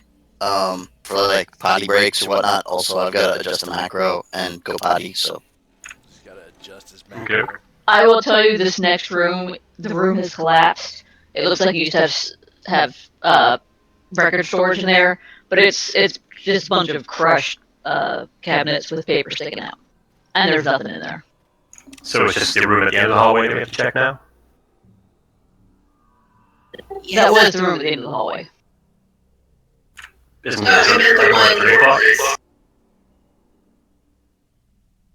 Yeah, the one The one at the end of the hall is closed, and it's not the cave-in. Yeah, okay. Yeah, this is the cave-in. That one right there is the door. Alright. Be right back. All right, break. I need to go through all the stuff I'm carrying and pull out the shit that's just like I'm wearing.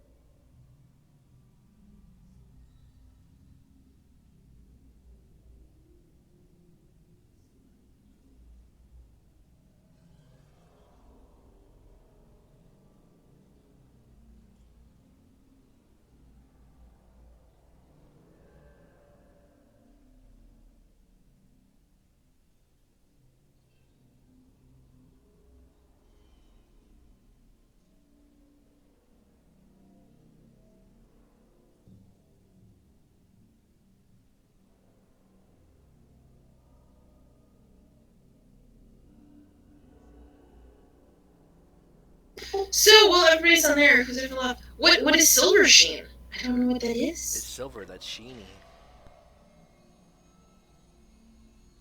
So it's just a bottle of silver paint? It gives you like silver properties on for so long, I think.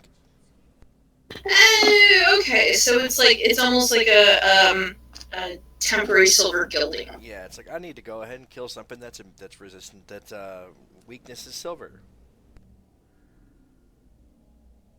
So yeah, it's a good quick solution for silver resistant silver thingy.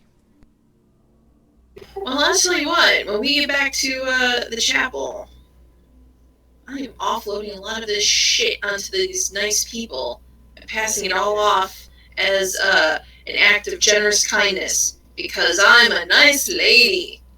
Sure thing.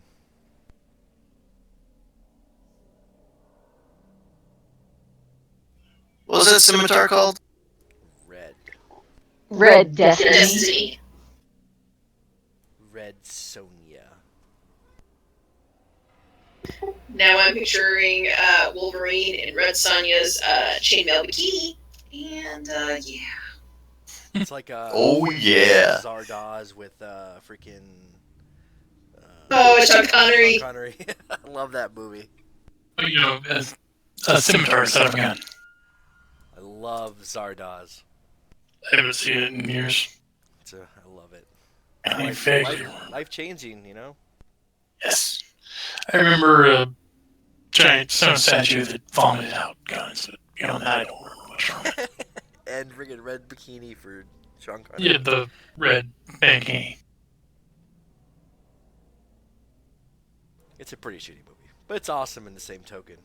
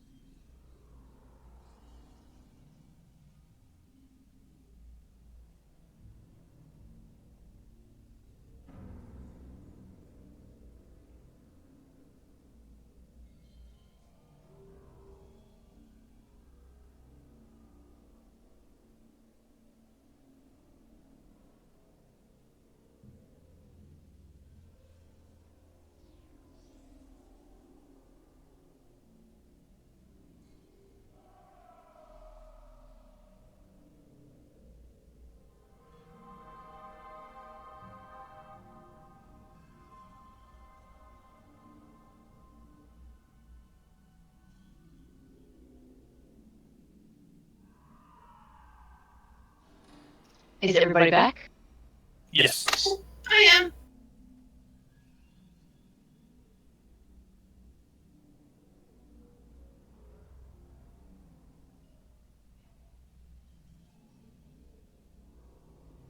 So why is still AFK?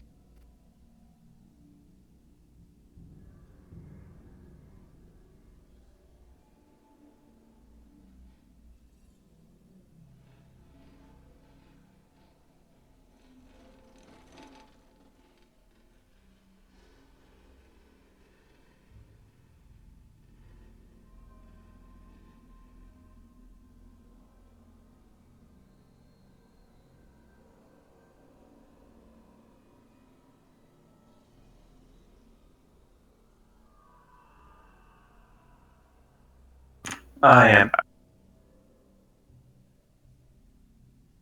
Willkommen back. Welcome back.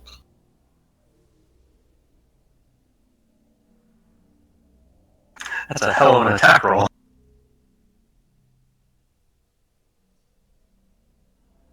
Did you? Hacks.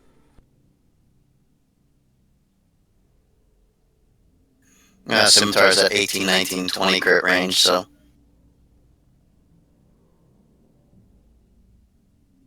But yeah, you should totally not have that, because, you know, whatevs.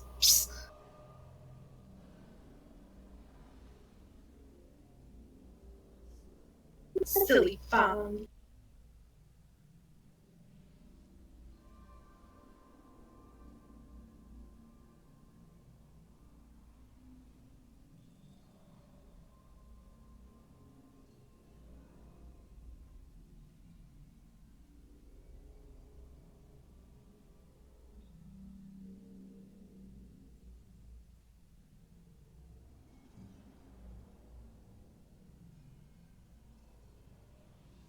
Okay, now that everybody's back.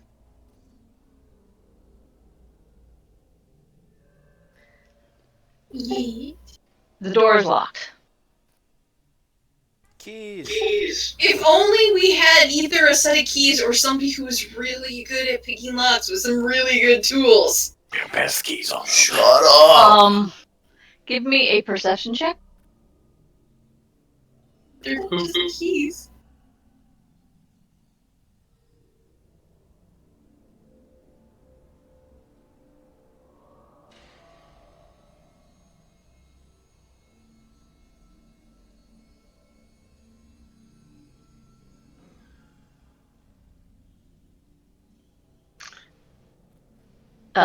Shorty, give me a perception check.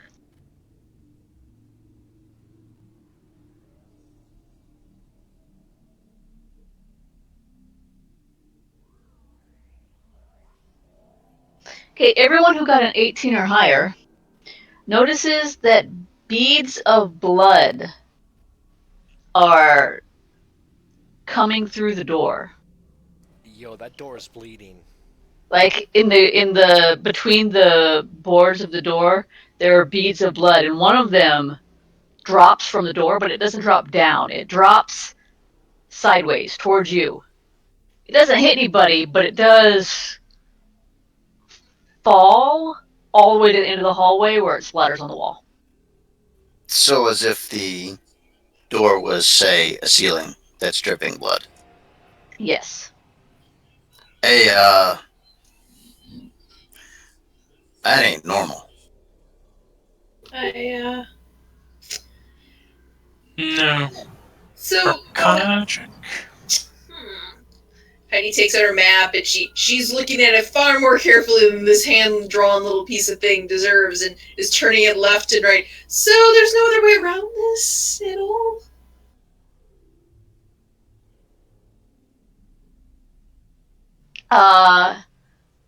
Red, looking at this doorway, that shit ain't right. All right. And I didn't detect any traps.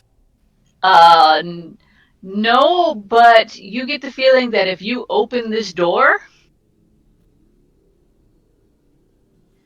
because the way the door is quote unquote bleeding, it's not so much bleeding as it is seeping. You know I can detect magical traps, right? It's not a magical trap. Basically, does anybody have knowledge engineering?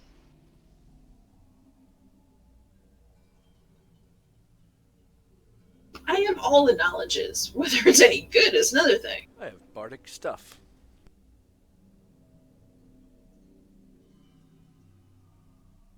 Okay, with that knowledge check, the way the blood is falling, like gravity is kind of wrong for this blood.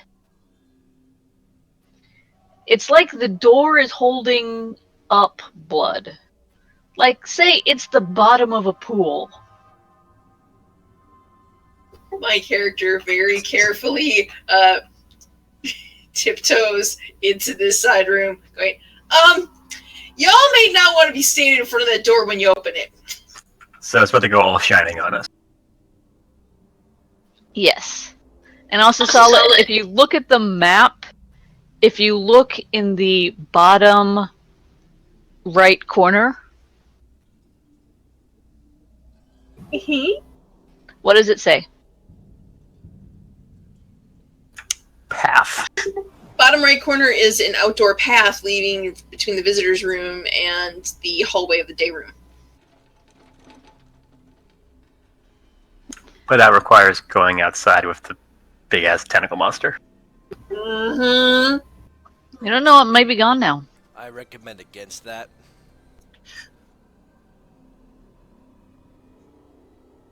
So your choices are risking the tentacle monster that might not be there, or risking the blood door.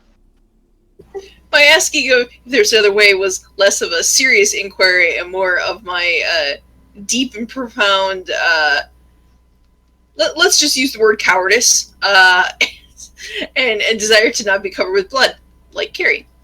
But yeah, but Overweening sense of self-preservation. we let them. Yes, you make it sound so much smarter. Well, I'll open the door, but maybe, just in case, I'll take some of that healing now before I do. No, you're good. So we're not going to take the southern path? I don't know. Is there any reason we shouldn't open this door besides a big puddle of blood about to spill out? Oh, blood's kind of gross. Is there any way to detect if there is something chemically wrong with the blood? Bloodborne. Yeah, if you have a No, chemistry lab. I have alchemy. Maybe. He starts tasting it. That's how you get disease, man. Go ahead and give me an alchemy check.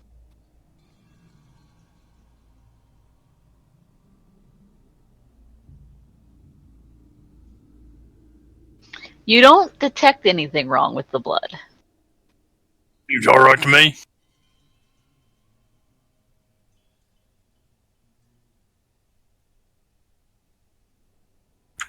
Well, if we're opening this blood, then yeah, Shorty needs to get healed, and anything else that might help with a fortitude save. Fine. I convert. Oh shit. What spell should I get rid of here?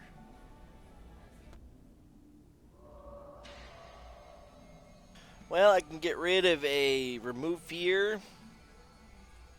I get cure light wounds. No. I'll get rid of I'll burn my bless spell because I have the wand, and give you cure light wounds.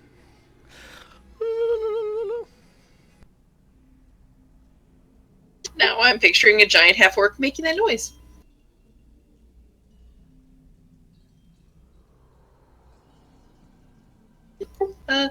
Maybe Grumpy, you want to step through the door by you, yeah, and Shorty, maybe kind of try to make a dive for it if it's all, yeah.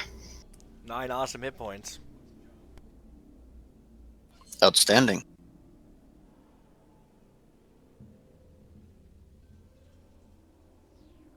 Clear the hallway! At this rate, I think Heidi's battle standard is going to be a prairie dog. Okay, Sir Robin. Anyway, I will open the door and try and step back into this direction. Give me a reflex save. Oh yeah, that's going to be a problem. You got the cloak. Yeah.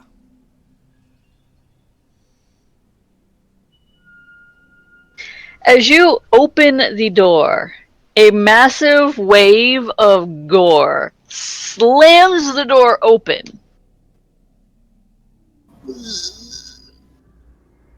That's pretty gross.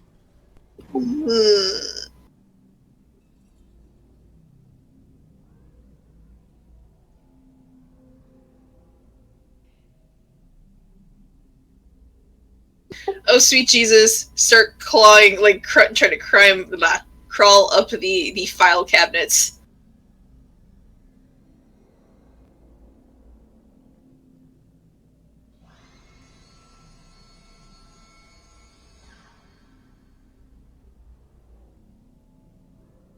The thing should work now. But, yeah, still.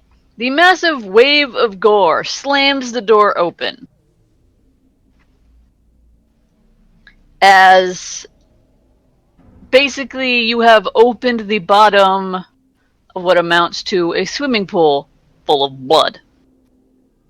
The awesome. blood comes rushing down the hallway, slamming into Shorty, knocking him down, and basically slamming him down the hallway for about 20 feet. Whee!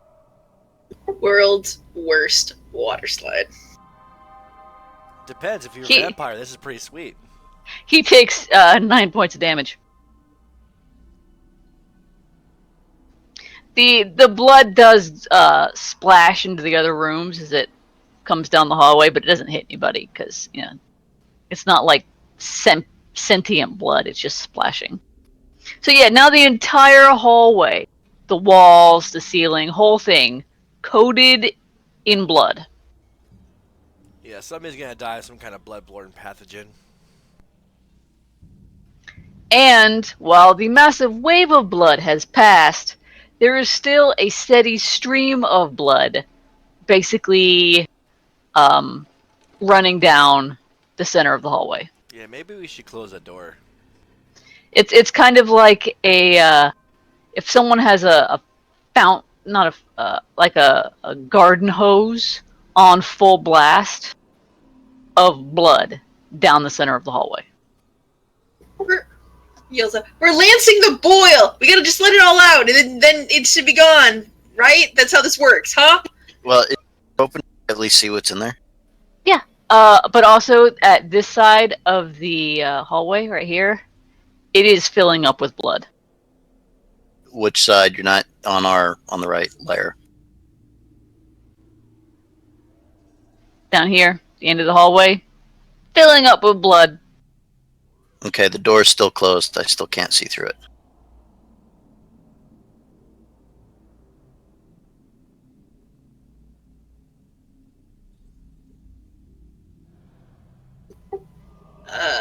Heidi's gonna notice that the... Oh wait, because how gravity's working.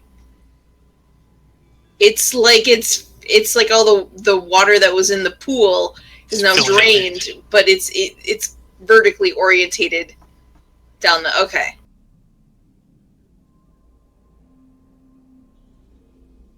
So from a quick assessment, are we able to determine whether we can fight the torrent or not? No, the stuff now, it's basically a garden hose. You can just move around it. Gotcha. You can duck under it. You can walk to the side of it. It's not going to hit you. You can dodge a wrench. You can dodge a hose of blood. All right, let's move. I see a big open room, but I see a door here on the left. All right, let me to the big open room. Worn old chairs and small tables set with the scattered pieces of simple games lay scattered throughout this room. A serving hatch in the north wall opens into a darkened space beyond. Vault glass windows dominate the eastern walls, beyond which a jaundiced kaleidoscope swirls hypnotically. A coppery smell permeates the room, and the area that you're in, the walls and ceilings and floor are all dripping with blood. On the stream of blood is coming from over here.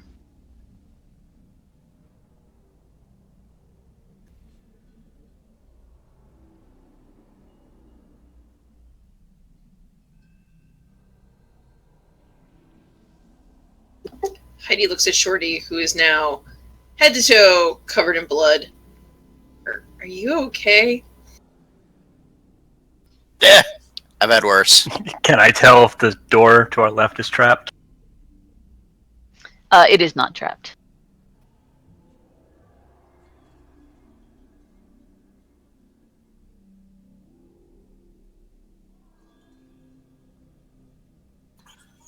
Open the door.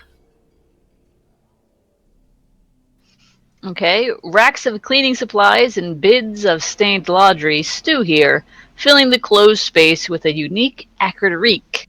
It smells like locker room and rot. So, locker room. No, it's a laundry room. It's full of dirty laundry.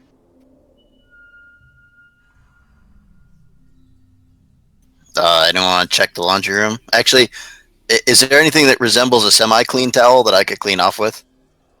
Doesn't somebody there's- have like prestidigitation or something? I Oh yeah, I have prestidigitation. I utterly forgot about that. So I throw some prestidigitation at you, and you are marginally clean. Hey, I've done this to you before. You've gotten all sorts of dirty before. All right, yeah. I make you cleaner. Okay then. Also, there is a body in the middle of the room. Oh, well, that would have been something important to know. Is it a I'm moving around type body in a disambiguous kind of way, or is it like a dead body? It's a dead body. Can you open the door, please? Yeah, the door's closed.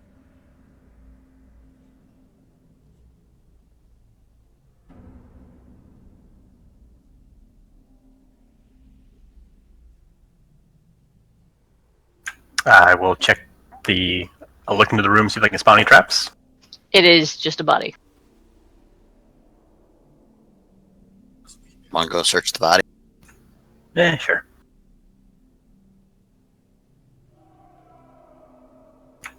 I will search the body.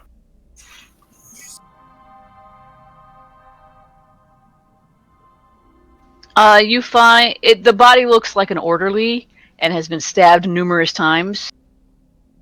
But they're wearing leather armor, a cloak, and they have 2 potions. I will tell the group that and let our resident identifier move into the room and identify him on the body. Ready? Do them motions.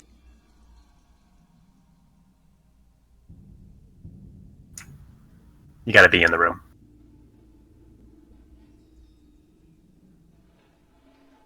Get in there, girl. Oops, sorry. Door locks because full of blood. Son of a bitch! Sorry, Red. You have chose poorly. Apparently. Okay, so probably don't get much off the alchemy check for the potions.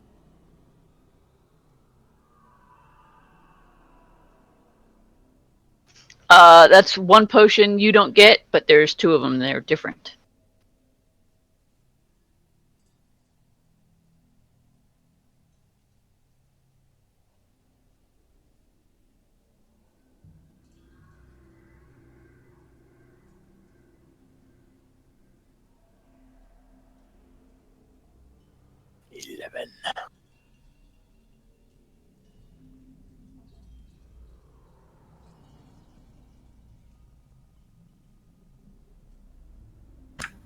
Does an 11 pass the alchemy check? Yeah, I'm trying to check. Okay, no, it doesn't. They are potions. What about that cloak? Is it just a cloak? That's detect magic on the whole bot. Yes, detect magic on The, the whole thing. the cloak is magic. Looks remarkably similar to the other cloak that you found. Just to be on the safe side.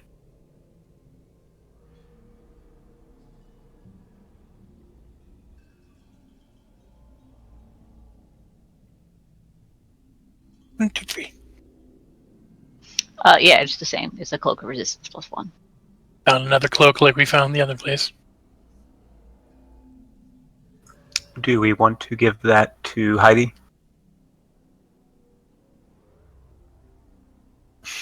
Heidi or Red, I'm thinking.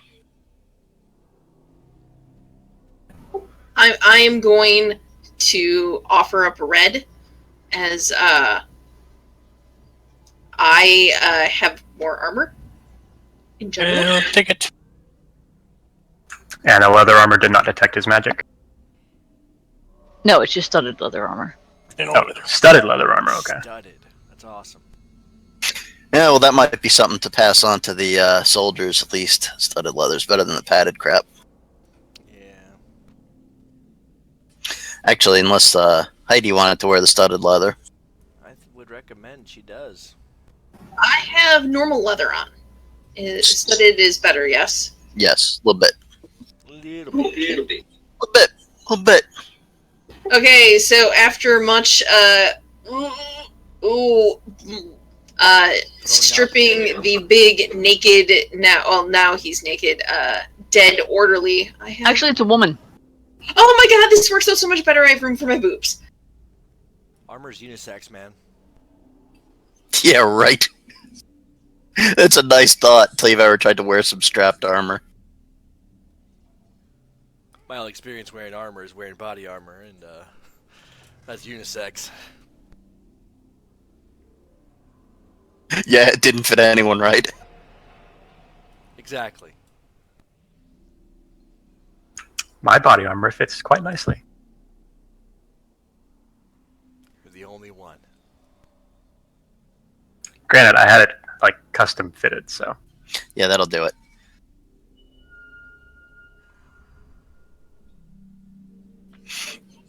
You know, Heidi, you could also use your little cleanup magic on the stuff too before you put it on, so it's nice and clean. I was planning to. I'm still touching a dead person. You can put it on them too, so they'll be nice and clean. Yeah, They'll be dead, but they'll be clean. They're not going to complain too much. Also, you know, people do wear like clothing under armor. Otherwise, you chafe like I'm still fondling a corpse. You guys are missing that part of the story. You Well, wear get your clothes under fingers armor? out of those holes and put the armor on. Okay, so now that we're all geared up, shall we slowly enter the day room? Molesting corpses. It's not I right. never knew you could wear clothing under armor. Just felt like, chafed nipples was a part of the job. Everybody's missing the part where I have to touch a naked dead body. That's the problem with this story. Not the part where it's dirty and gross. We're in a dirty laundry room. That's an expected thing. It's dealing with a dead, stabbed body. You'd be alright. Okay, can I figure if there's any traps in the immediate area? Nope. There is what looks like an old woman sitting in a wheelchair, though. Oh God, where? Oh God! I've seen Outlast. I know how this goes. You know, Over once there. again, something that we should have noticed when we looked across the room before stepping in. The pool of blood was coming from over there, but you know, there are perception distance limits in Pathfinder. But yeah, it's basically it looks like an old woman sitting in a wheelchair. She's not moving. It's where the blood's coming from. Oh, great. Set her on fire or something. Old lady, you. Stop bleeding, lady. Ma'am! Grandmama.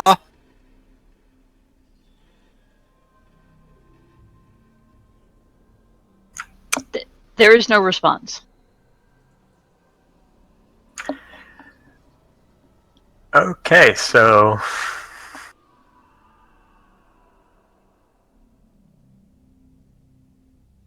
Somebody go over there and poke her. With their finger, not like, a knife. Yeah, I'll Just in case. poke her with my finger. okay, I may be the one with sneak, but I'm somewhat hesitant. Why do I always gotta be the one to poke somebody? Like a person's vomiting rainbows. Just to make up for all your healing. Guess I'll go poke the lady squirting blood everywhere. When you get over there, it looks like her chest has exploded outward, and it's just gushing blood. She is very obviously dead. Can we put a cork on it or something? So she has a gateway to the blood realm, apparently. Hang on. She's in a wheelchair, you said? Yeah. I'm going to wheel her. Look out, Red. It doesn't move. Damn it. Can we just aim her towards the window? Then? Is it locked? Like the wheel's locked? No, it's for some reason you can't move the wheelchair. Can we move the body? Can we off the lift wheelchair? her? No, you can't move. It's very strange. You can't move her. Can we hack at her body then until she stops? No, okay, let's... I'm not... That's probably not going to solve the point of stopping blood by causing more bloody wounds.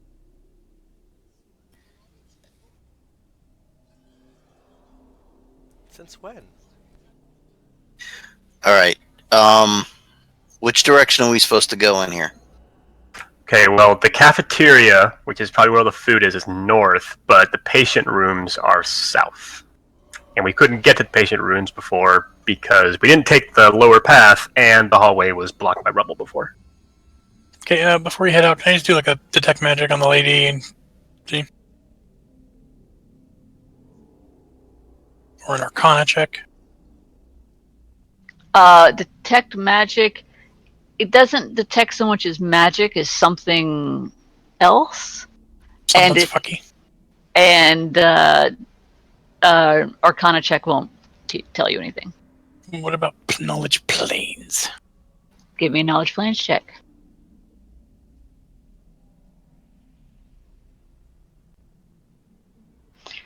There is absolutely nothing planar about this.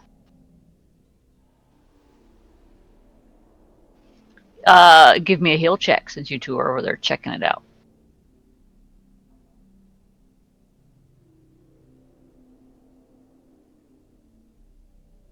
Heidi yells over, "Hey, can you put like a cushion or like maybe like a couch pillow over that or something?"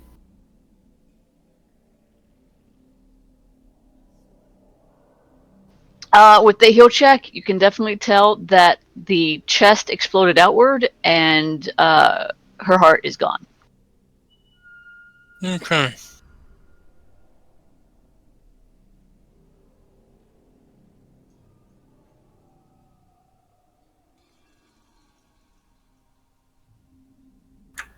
Okay, so considering that our primary objective is to the north, we want to check the southern rooms first.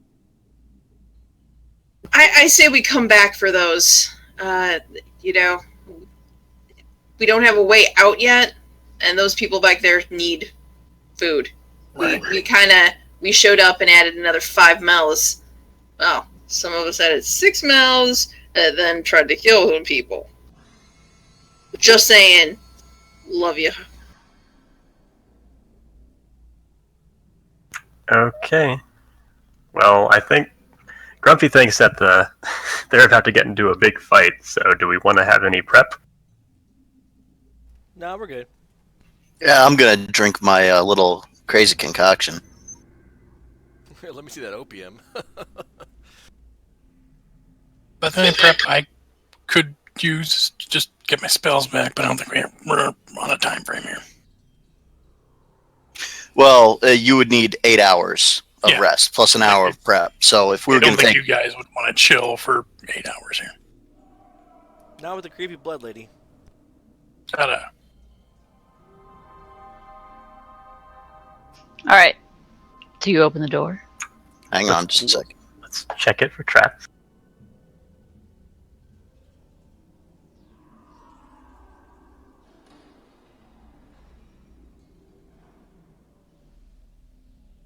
Oh, look at I will me. open it. Totally out of the way of anything coming through the door. And all these people between me and it. Yay!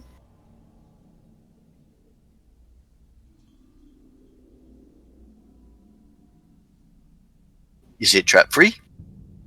Is trap free? Is it locked? Is not locked. I will open it. You open the door, and the room inside is dark. It is super dark. It is too dark. So dark vision doesn't even help, right?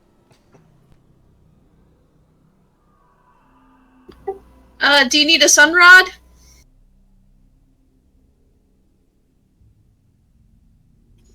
I don't know. It is so dark that even those with dark vision can't see through the dark. No, well, if it's deeper darkness, it's way outside our area of, like... Yeah, we should close the door and leave it alone. Yep, close that door. I'm not stumbling around in the dark. Open the door. Nope. Close it. Didn't see anything. Before you close the door, God damn it! no, nothing attacks you, but you hear what sounds like crying.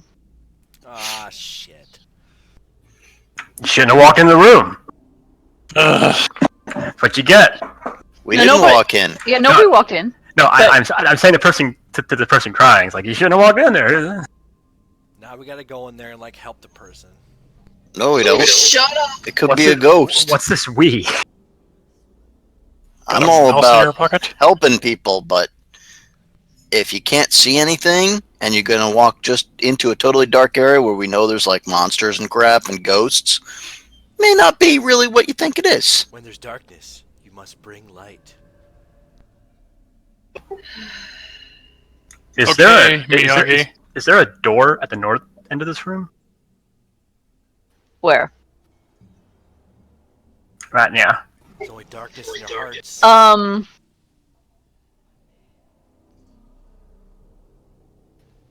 That isn't a door. It is a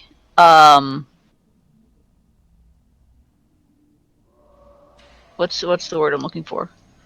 It's a serving hatch. Okay. I mean, you might be able to kind of squeeze through it. Can I look through it at least? Yeah, you can look through it. There's a room on the other side. Wait a second. And totally looks at the map. That room is one room away from the cafeteria. And if it's clear, we might be able to get to the cafeteria through it. Oh, we could have gone into the cafeteria. We just couldn't see anything.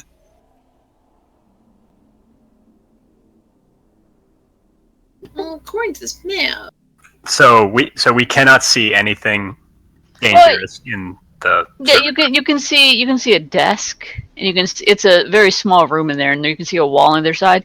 You can see what looks like a doorway in there, but you can't really see through it because of the angle. Well, okay. You want me to squeeze through? I'll squeeze through.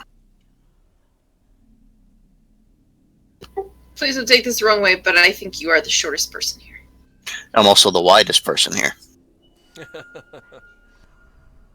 Well, we'll just kind of fit you diagonal.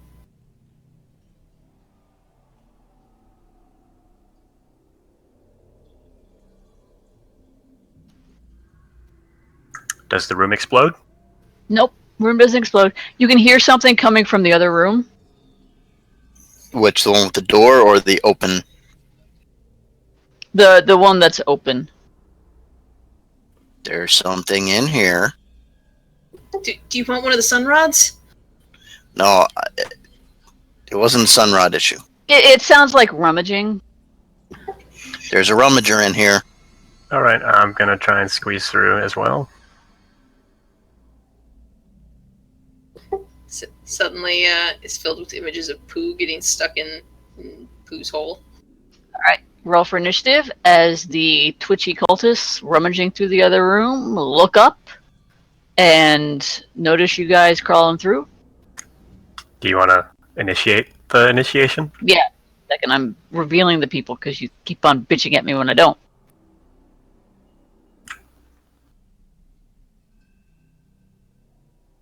It's not that I'm bitching. I just don't know what's visible and what's not visible, and what's there and what's not.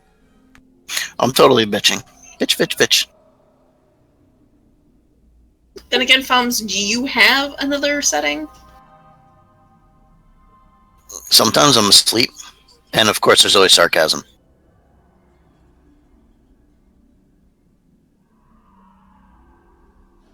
Those are the 3 settings on the toaster that is Foms. Hey, I was a grunt and a scout for 10 years. Those are my happy settings.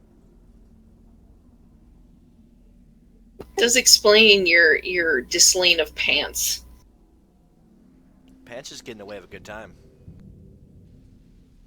And the room back there where the cultists are, you can see it's full of shelves with broken glass and bottles and jars. Kind of looks like the pharmacy behind a nurse's station. Oh, hell yeah, drugs. Great. They're gonna be all hopped up on cot. High on the PCPs. On the goofballs.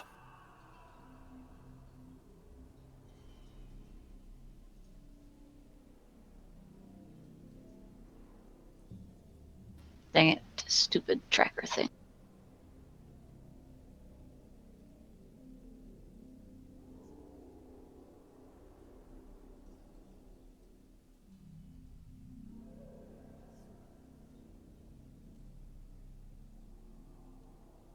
Though I'm thinking if we can finish up this cafeteria area, it may be a good time to go back and rest so everyone get their spells and stuff back. Yes. We can bring back the first load of supplies and divest ourselves of our vendor trash and lower level gear we no longer need. Alrighty, Shorty. No, sorry, Grumpy gets to go first. I'm going to delay till after Heidi goes. Okay. Well, let's pull out a favorite and inspire courage. And now I add a fan to this. I'm like a flamenco dancer or a stripper. Yeah, I'm thinking more like a peacock feather type thing. Yeah. Go with what you know, Sala. Go with what you know. I know. Okay, so now it's my turn. So I'm going to use a move action to study the closest target.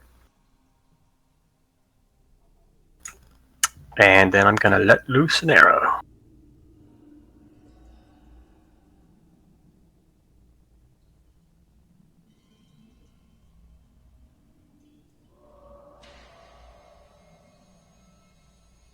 That totally hits. Which one were you shooting at? This one? Yes, that's the only closest one.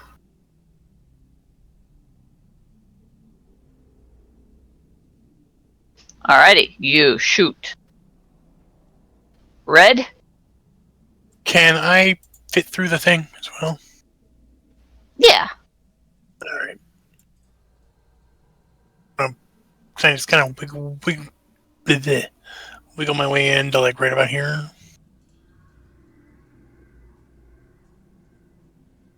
Yup. Okay, throwing a misfortune on the cultist up there.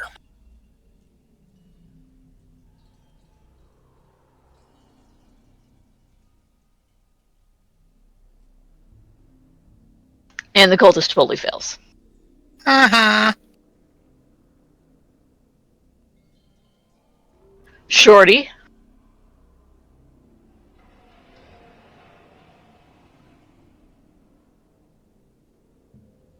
Let's see. I will move to. Actually, he hasn't gone yet, so I will move to this corner, and then I will attack him.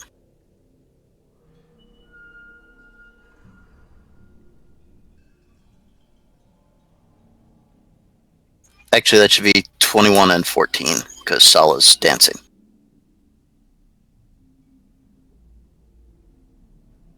Alright, that cultist goes sleepy time.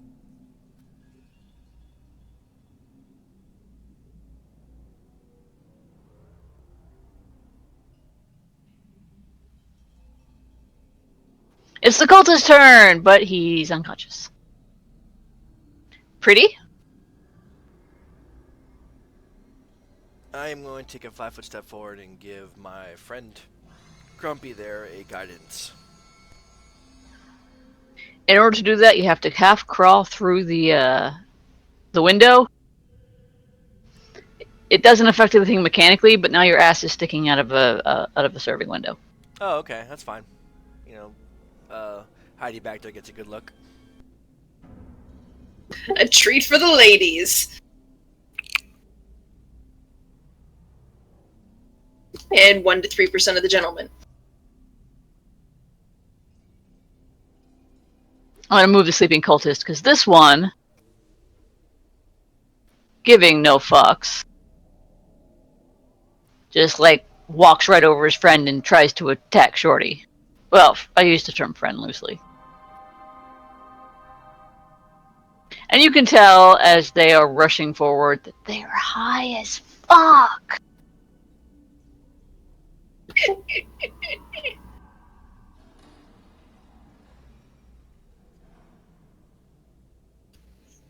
Right on the nose.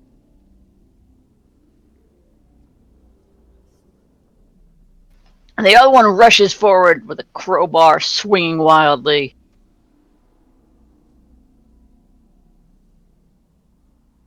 But misses because he is high on the goofballs.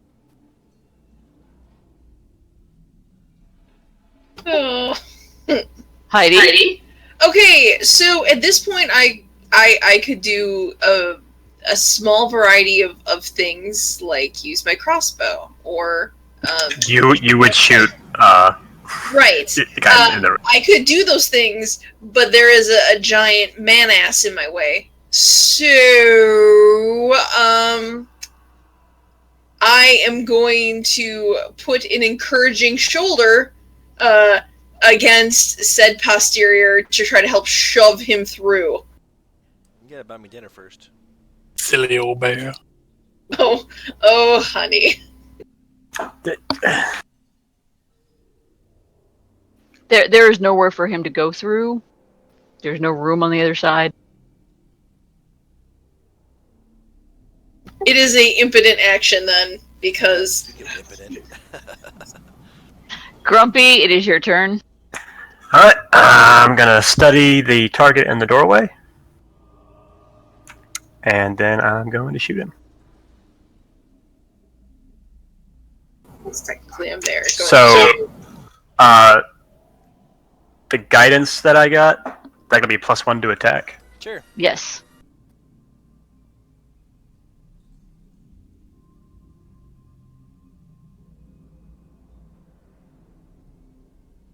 Oh, that totally hits.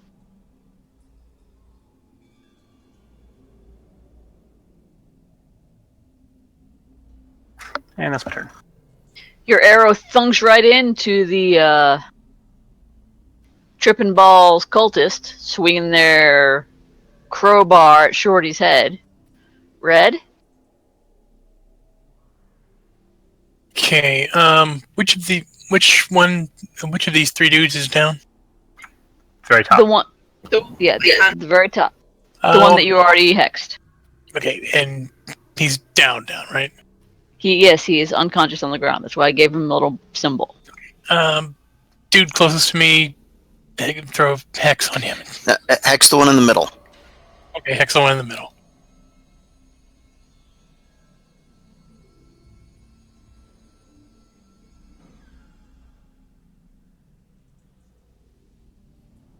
And they failed.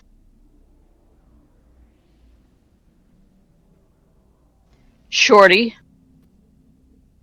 I will swing at the bottom one.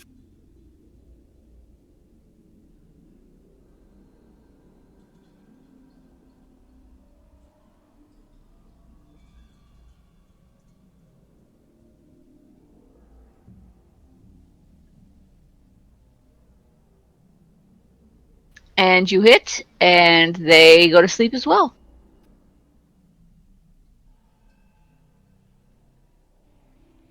The one on the bottom. The one that Wyatt had shot. Yeah. I just put the thing on the wrong one.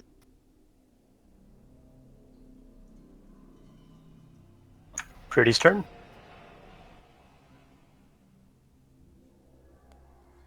We could go ahead and grab the dude's leg again and give him guidance.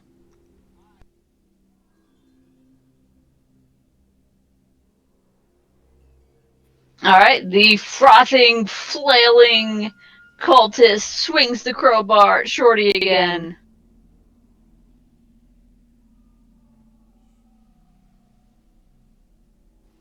But, that's the wrong one. Hang on.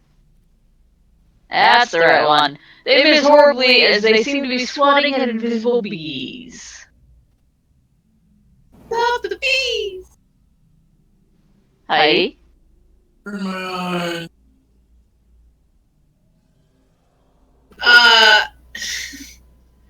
I am going to do the same thing I did last turn, i.e., try to shove this giant man through this much smaller hole.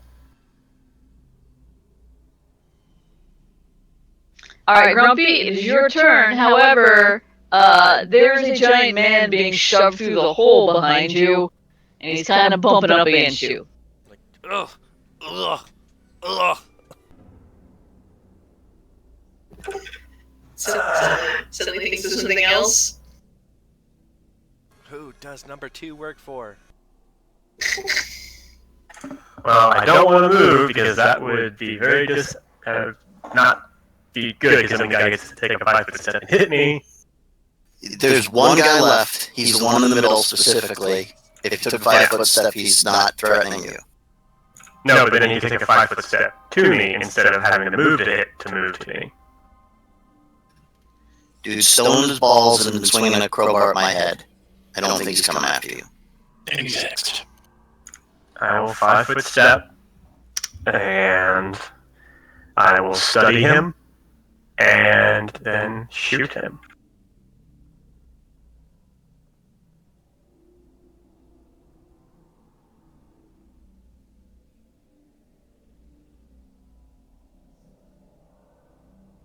Well, your arrow definitely thunks right in. But it only catches him like in the meat of the arm. He barely even notices. Red. I'm gonna tackle. I'm gonna take a shot at dude with my crossbow.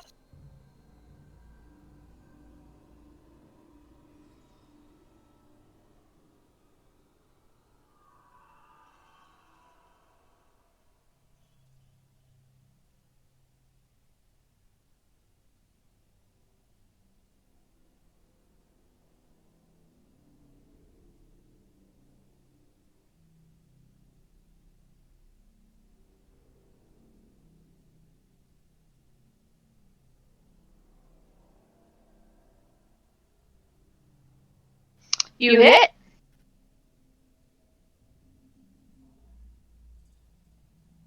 And what was the damage on that? Oh wait, sorry. You it's the into melee.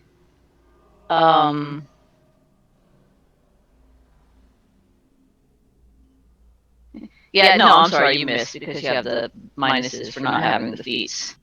Okay. Got close though. Shorty. Well, all these choices. When you're a hammer, I will attack. You don't have a hammer. You got scimitar. It's shiny too. And you hit. And he looks hurt. But also very, very pissed off. Wait, don't Red and Shorty just get the same attack? Because Red's shooting into melee, which is -4, right? And he's got you as cover, which raised it by 4. That cover only works if he's No. closer to me. Then It's you have to be a certain number of spaces between people to be away, but you're a body directly in his line of fire. Pretty. I'm gonna crawl through. And shit, can I attack the thing? Attack that dude? Nope. Well, you can attack the one that's right in front of the doorway. I mean, he's lying on the ground bleeding, but you can attack him if you want. Okay. Never mind. I'll just go ahead and give my buddy crossbow guy, longbow guy, give him a guidance.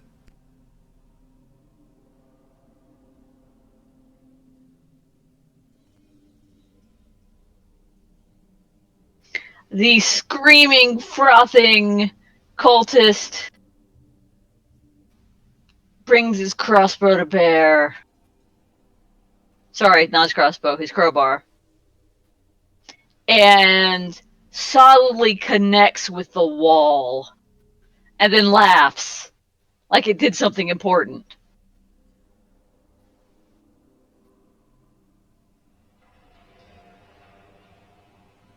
Ah, I got you! I got you! Ha ha!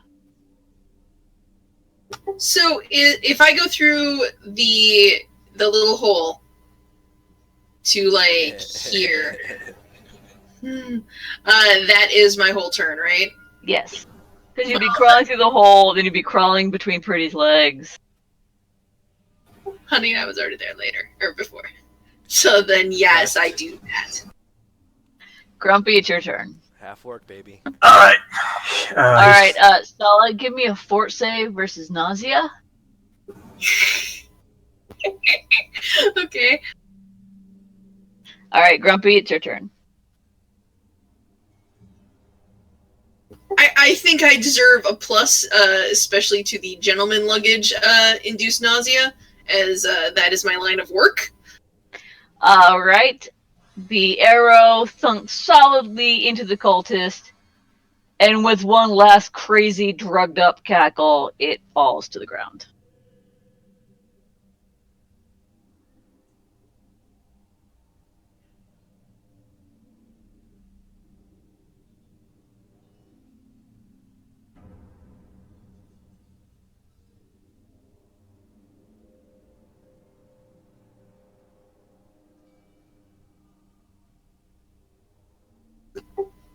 Is everybody okay?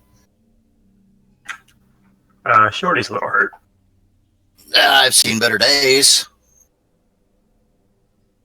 Heidi gives Pretty a pat in the arm, making sure not to make eye contact because she's not to that point right now. And is like, "Go get him, Tiger." Okay, Pretty's gonna go and blow a kiss at her, then go ahead and come up to my buddy. Searching the room. Rifle through pockets. Cure light wounds.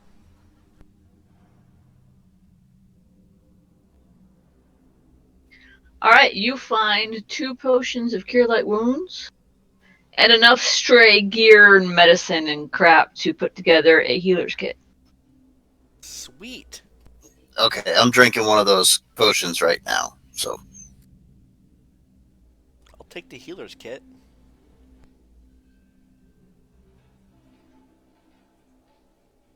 Well, you can use your potion, and you already had one on you. So then, one we find in the... Did we find 2 potions of Cure Light Wounds? Yeah, we just found 2 Cure Light Wounds here. I'm drinking one of them. Okay, so we're still ahead 1. Right, I've still got the one on me as an emergency, but I'm drinking one of these now to get me closer to full.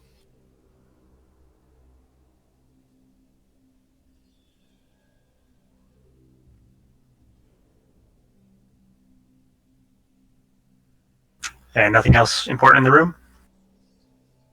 Nope, just a bunch of stray medicines that you don't really need.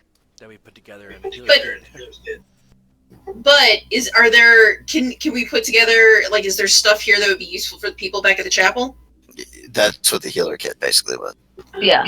I mean, there's a bunch of, like, stray pills and medication on the floor, and you're not quite sure what they do, and some of them are half broken. I'm sure you could sweep them together in a pile if you really wanted to. Get really stoned. Yeah. Same farm party. So who wants the healer's kit?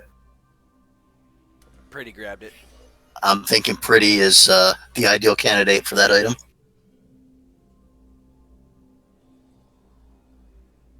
It's gonna totally grab our an earlier looted sack and see if there's anything else useful to stick in there, like bandages or... That all went into the healer's kit. Well, then nothing. I do nothing other than be fabulous. Good job. Alrighty. I'm gonna check this door for traps. There are no traps. Just detect magic in the room. There's no magic. Well, besides what people are carrying, wearing, stuff like that. Right. Alright. Got a door to the left. How about that desk there? No one searched it when we came in because we saw crazy cultists. It doesn't have any drawers. It's just like a table where you can, like, portion out medicines and stuff. Gotcha. What about the cultists themselves? Was that just what the potions were that we found? No, they're just wearing padded armor and got crowbars. Okay. We'll toss a second crowbar into the backpack because the thing may need it to pull apart like furniture or rocks or stuff. Okay, that brings our total crowbars to 3.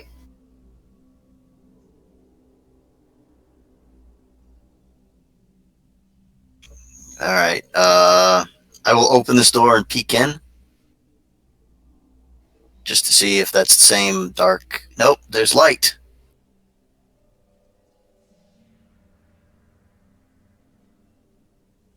Hell happened? Ah! Let's see. This room...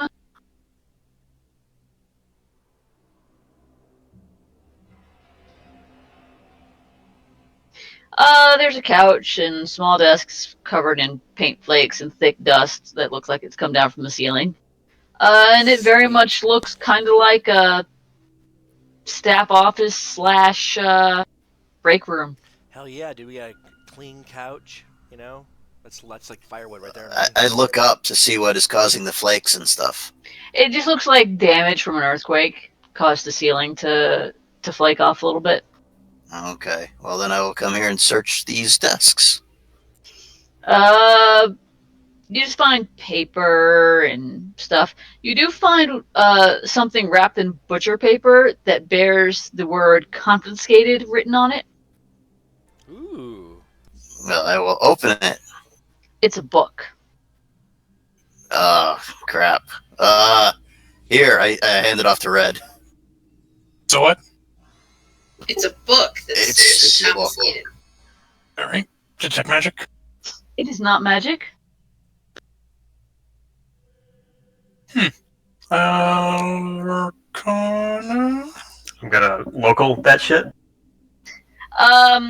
It is a book called Her Majesty's Honorable Nightcap, and it's totally a racy romance novel. It's a pretty Dibs. filthy one. Dibs. Is this gonna be the first loot item we fight over?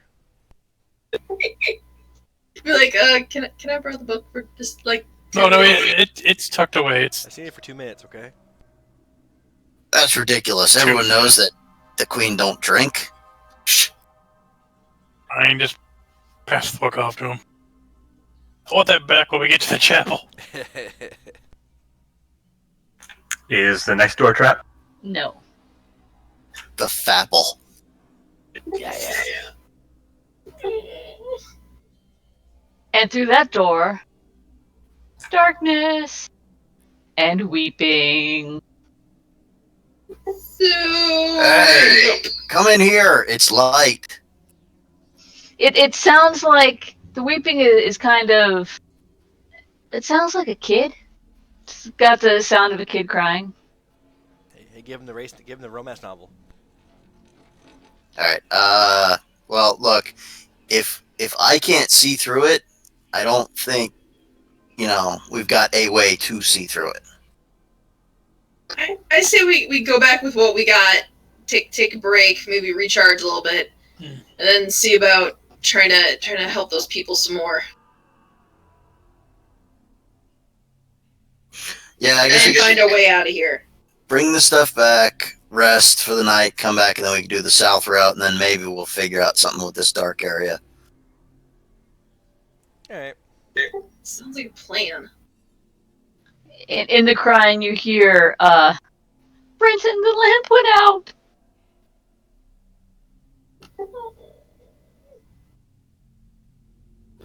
Then route 2. You want to try and hang on? This doesn't seem right though, because I can see in the dark, and I can't see in this dark. Wait. Did Pretty just walk into the room? Yeah. Can't resist. Oh, God. Can't resist a kid in distress, man. Come on now. Oh hell! I'm gonna point out that Brenton is the name of the kid back in the chapel, his dead brother, Yeah. See. and is also mentioned in the files that we found in the room as in the very first paragraph on Will Day. Yeah, I don't think those were ever revealed to everybody, because I never read them. It was revealed. It should be in your notes. I know, I understand that, but only certain people were actually reading them. And and Brenton is the name of one of the kids in the chapel, who does have a dead brother. Allegedly dead. Yeah, allegedly dead brother. Wait. Okay. Spoilers! Corpse Kid. Yeah. Oh, we're rolling for initiative? Yeah. My bad. If you had waited a moment, I could have taken our chain and put it around your waist before you went into the room, so we could have pulled you out. I don't like the pull-out method. Grossly ineffective. Maybe you could try your, He was asking for a light. Maybe you could try your glow stick now. Okay, Heidi reaches around in the bag and pulls out one of the sun rods. I'm gonna guess now we're on initiative turn. I was saying that as what's his name walked through the door. Well, no.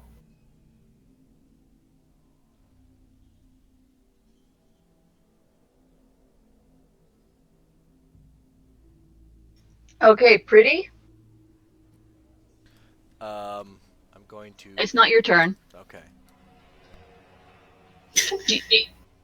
You feel something bite your ankle. Oh, damn it. Give me a will save.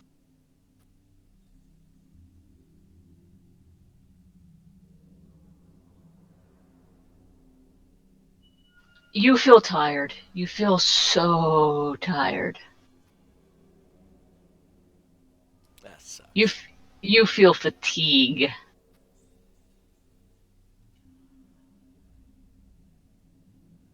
Almost as if you feel short of breath and you feel very, very tired. Guys, you tired? And when you try to say, "Guys, you tired?" you can't talk. Your voice is gone. You make the motions of talking, but no sound comes out. Yeah, it sucks. Hey, are you okay there?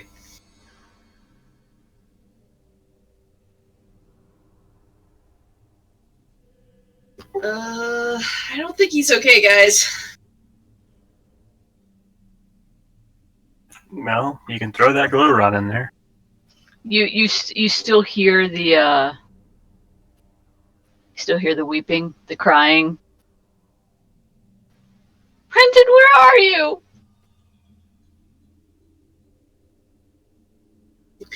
Oh god. Okay, so now, is it still pretty stirred? Yeah, it's Pretty's turn. We're gonna thrash about then, try to find this person.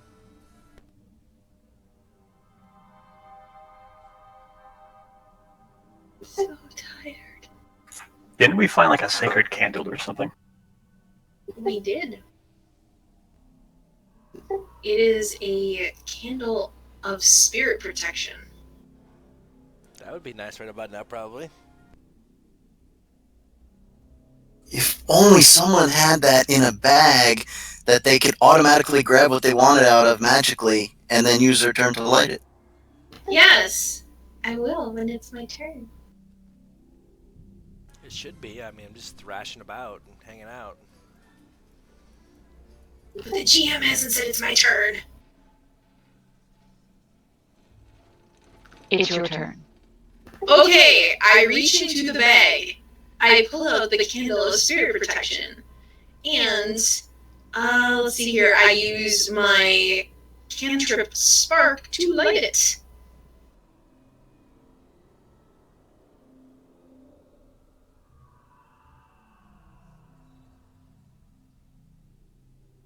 Okay. Where you're standing right there with the candle?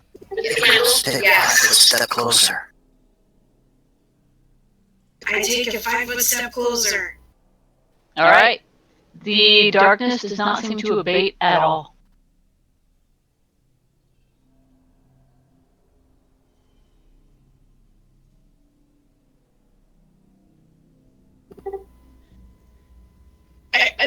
This is all I got, boys. Grumpy, it is your turn. Well, I can't really do much. So I'm going to move back through the little dispensary hole as one move action, or does that count as both move actions? To cross the holes, both. All right, so I crawl back to the hole.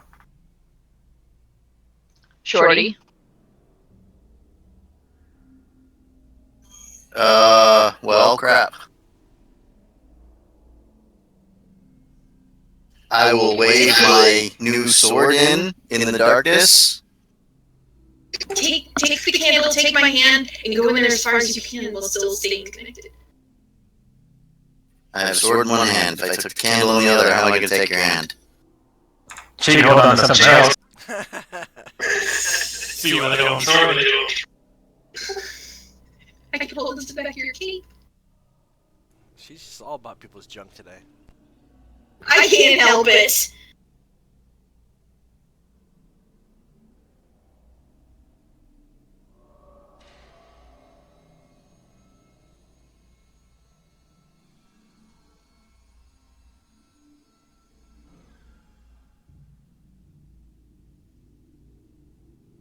Alright, well, I will take that candle then in one hand, sword in the other, and take a step into the room. It is dark. You can't even see the hand in front of your face. You can't even see the candle. You can make out the room behind you that you just walked out a little bit, but yeah, you can't even see the candle. It is dark. Okay, that was my 5-foot step into the room, and I am readying an action to, if anything makes aggressive contact, I'm hitting with the sword. think Heidi's making Fred? aggressive contact. Shit.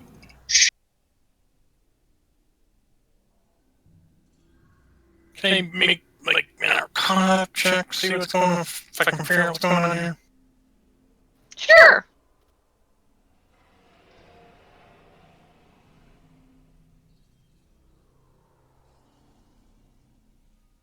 Well, you don't know everything that's going on, but you're pretty sure that this darkness is a magical darkness that is super extra deep. Like a deeper darkness. Like it reads Proust.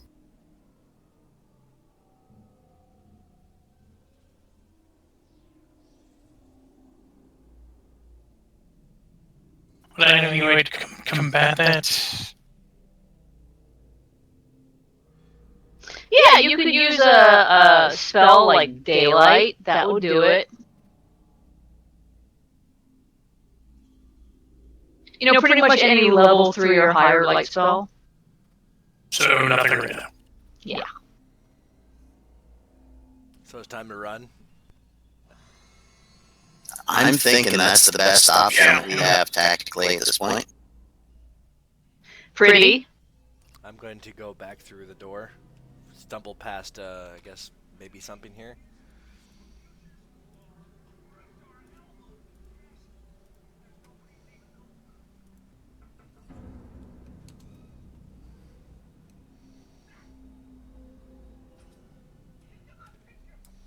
All right, Heidi. I'm so tired.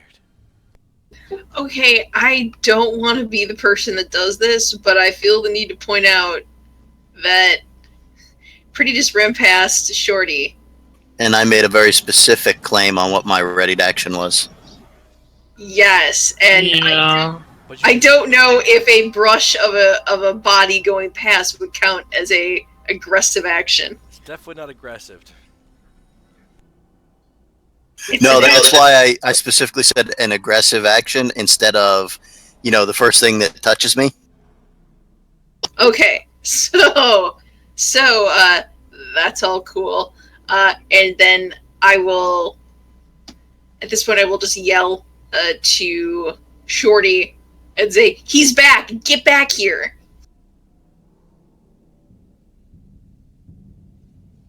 Yeah, it's not my turn yet. I know.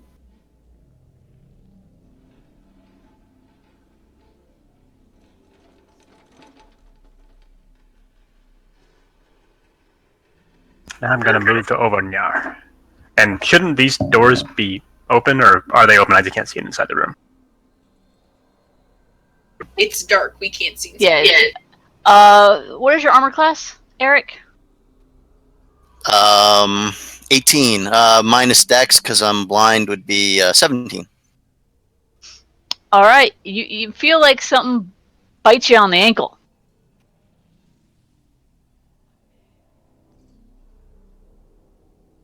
Do you want to take your ready to action to swing at the darkness? Well, yes, I will attack the darkness. Why didn't I pick the blind fight feat?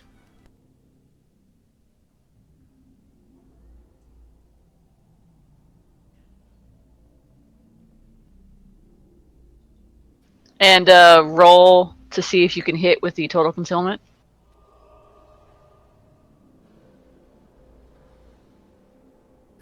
That should be a hit. It's under the 50%.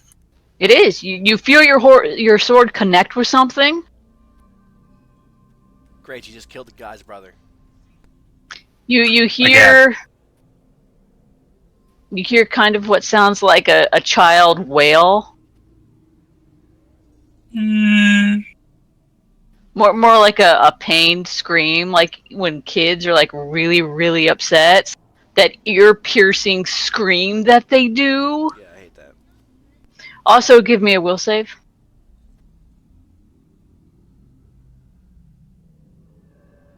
That's the kind of noise that makes my lady business just like clamp shut like a bear trap, to prevent even the idea of children.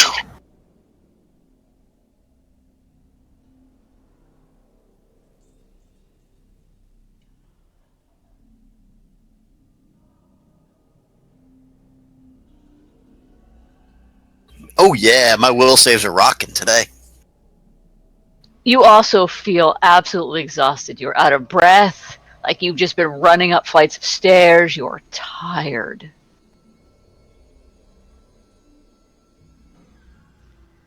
Sorry, it's Grumpy's turn? You mean Shorty? No, it was your turn. I had done a ready to action. Alright, so Shorty. Shorty's gonna back his stumpy butt into the other room. When you say things like that, I picture Shorty as a corgi. And I hand Sala her candle. Here, didn't work. Well, when you say here, you can't talk. I hold it out. Ooh. Take. When it's my turn, I will take back the candle and be like, "Are you two okay?" Sign language for sleepy. Shit. And from the other room, you just hear the soft sound of a child weeping. Hear sobs. Right, I'm gonna take a 5-foot step, and I'm gonna close the motherfucking door.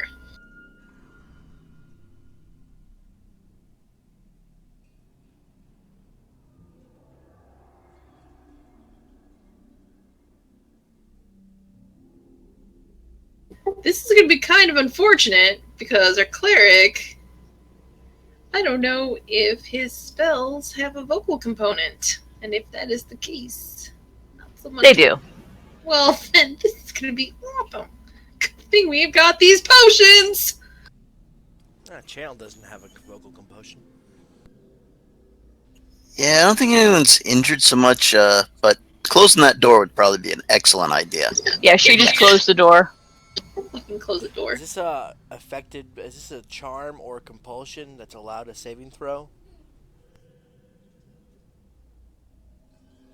No. I'm trying to see if I could use clarifying channel for this. I'm thinking it was either a haunt or a ghostly type effect that did, fatigue. Like, take your breath away type thing. That's just me without a t-shirt.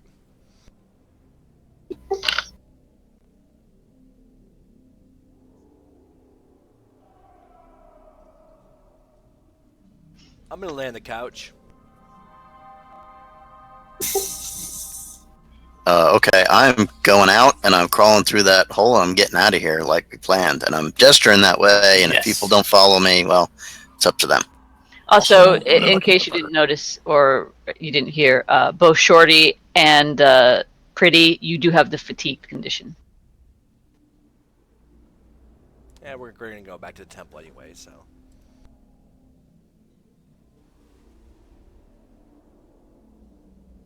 Picking up all the loot along the way.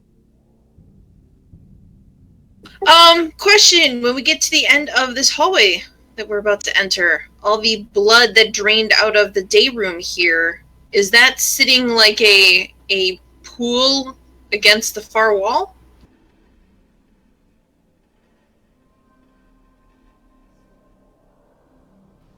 You can't see the far wall. There's a big pool of blood.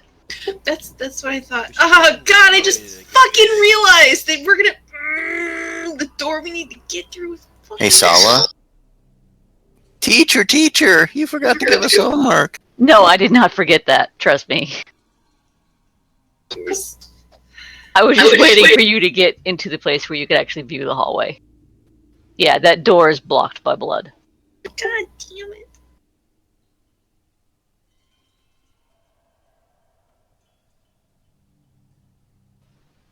Because the torrent of blood coming out of the chest of the dead woman has continued this entire time. Well, what makes the grass grow? Blood.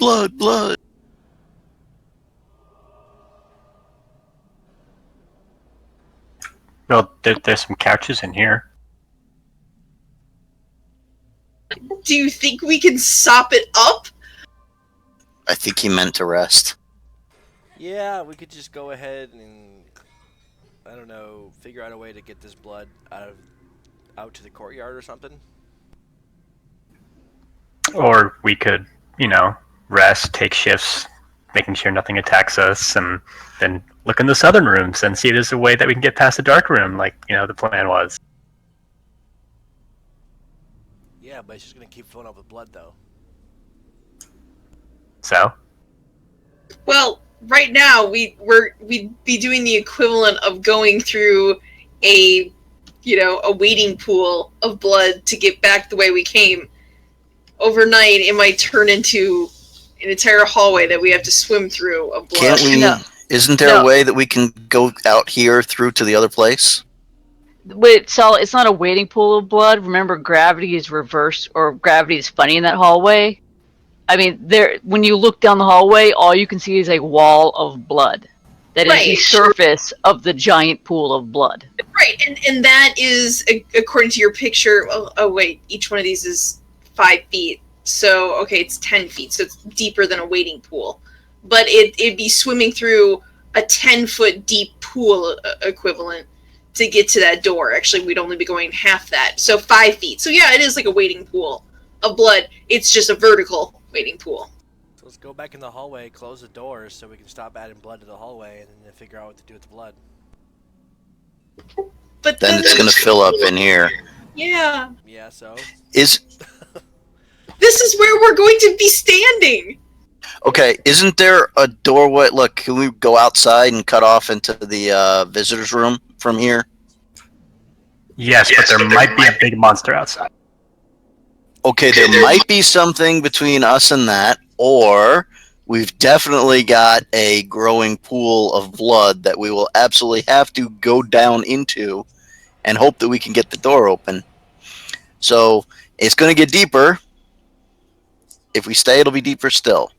If only there was some way to stop the blood. Yeah, that'd be great.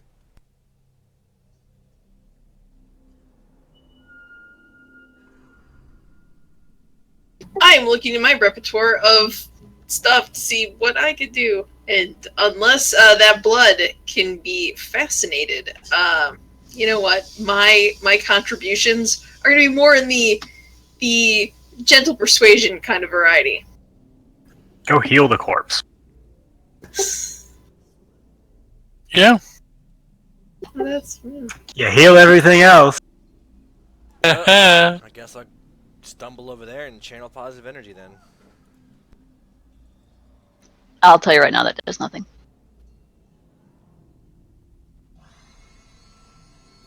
Is there some knowledge skill that someone could make that would give a hint? Arcana? You tried Arcana. Arcana gives you nothing. Nature, planes. With the knowledge religion check, you can know that this is some sort of haunt. What about using the healing kit on it? Try to bandage it up. Bandaging it up does not stop the flow of blood. Okay. This is some kind of haunt. It is totally some kind of haunt. What about stabilize? You can try stabilize, it does nothing.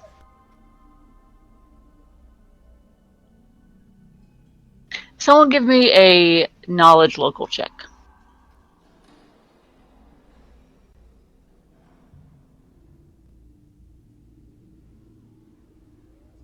Hey Sala, you know that journal you read?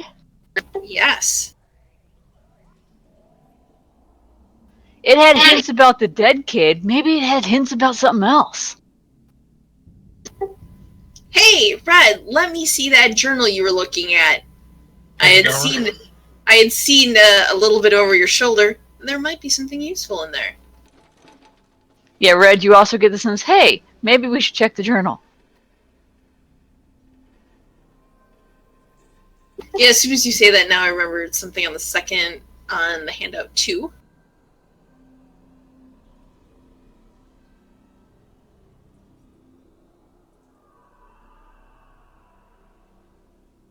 medication. The thing, yes, the medications. If this is a spirit and not an actual physical thing, then maybe just giving. All right. So I am going to. I'm going to see what I have in my pack that could be useful for this. Okay, I'm going to go over to the body really gingerly and hating every goddamn minute of this. Because once again, not the problem that it's dirty, but that it's a dead fucking body. I'm going to go over there and I am going to dig in the pack and pull out one of the lab coats that we picked up earlier, and I'm going to put on the lab coat. And I am going to take out one of... I'm trying to... Nobody was like... What? Which handout is this knowledge in? Number 2. Handout number 2. A bit about the heart exploding. When we were in the room and there's all the pharmacy stuff and you're like, oh, you could totally sweep up a great big handful of pills. Nobody was all like, hey, I want to fucking do that because it'll be lulzy, right? Or nobody happens to have, like, let's say, I don't know, a couple pills sticking to the bottom of their boot or anything, right?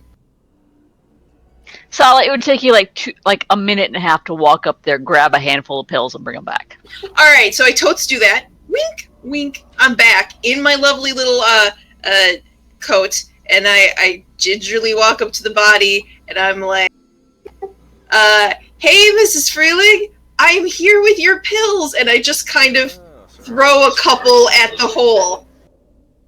See, now you'll be feeling better? Oh god, please work, please work. And I'm assuming I probably have to do something like bluff or some bullshit like that. Actually, when you throw the pills at the hole, the blood actually stops. You stop the blood, and when it stops flowing out of her, the last drops of it like flow down the hallway, and then the driplets and droplets of blood start disappearing, almost as if a wave of disappearance is going down there. And when you look back down the hallway, slowly all the blood at the end of the hallway just kind of vanishes. Whew! That fucking worked! Maybe. Don't ruin this for me!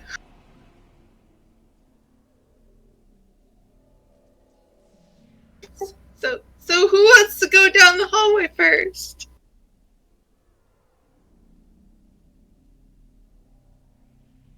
One of the big, strong boys. Why don't we just go back to the temple thing? That's where we're going. Maybe we should bring this kid's brother back up here or something for this haunt. Yeah, maybe later. I'm just just thinking out of here now. Just thinking out loud. We can think out loud later.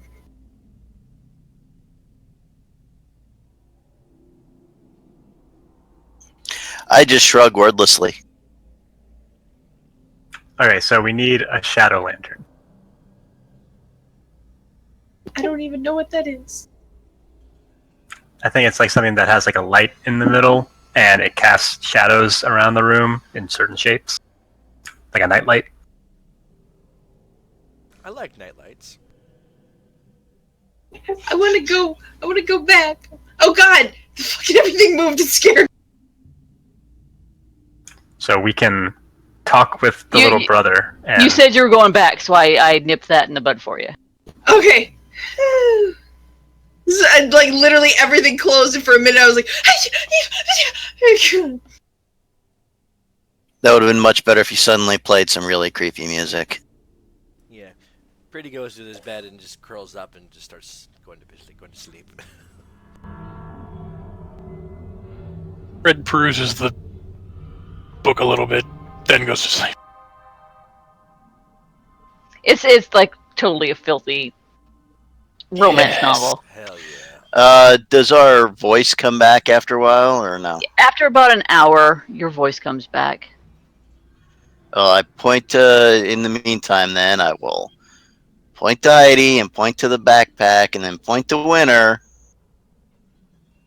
Yes, I totally will definitely see about helping out these people. I will also take this opportunity to say, hey, Red, when you get a moment, I know we were in a very stressful situation, or I mean, I guess if you need a couple more minutes, I guess I could wait. But I understand before we were in a stressful situation. So I'm wondering when you get a moment now, if you could look at these 2 potions we picked up earlier, you can figure out what they were, but maybe now that, the situation isn't so stressful and you could sit down for a minute, you could take a look at them. Can I do that now, or do I have to wait till after rest? After a rest. It's once per day. Listen, we've However- had a rough day. Let's just sleep. Okay. Potions have multiple ways of identifying them. You can always just taste it with a perception. You could do a perception check. You could do an alchemy check. You could do a detect magic with identify. I actually think I have craft alchemy. Look here. Let's try it with perception then.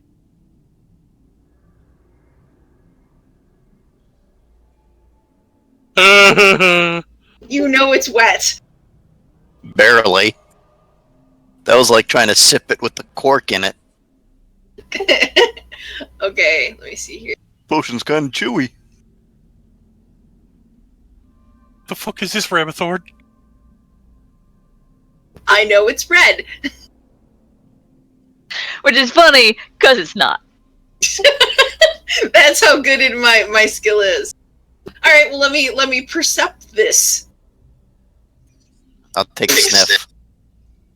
Potionable strength. Potion makes you stronger. Well, then if you're so good at this, what's this one? And Heidi thrusts another one at him.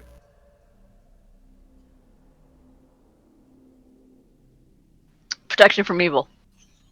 Protects from evil. Apparently, Shorty just has a really good nose. Maybe it's a wine From all that tasting yayo. in, the previous life.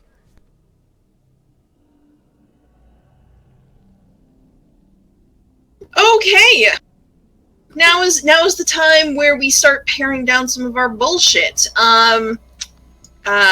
Do we have any needed for padded armor? Yeah. No. But we should keep the crowbars because those are freaking cool. That's fine. Well, we could keep a crowbar. We don't need 3, I don't think. While y'all figure that out, I'm gonna go get a drink. AFK real quick, too. Okay. Before I I'm sorry. Before I do that, it's almost midnight. Do you guys want to continue with the adventure, or do you just want to deal with the loot and maybe do some RP around the temple and stuff like that? Yeah, it's probably good to go ahead and call it sooner than later, just because we're in a good Yeah. spot,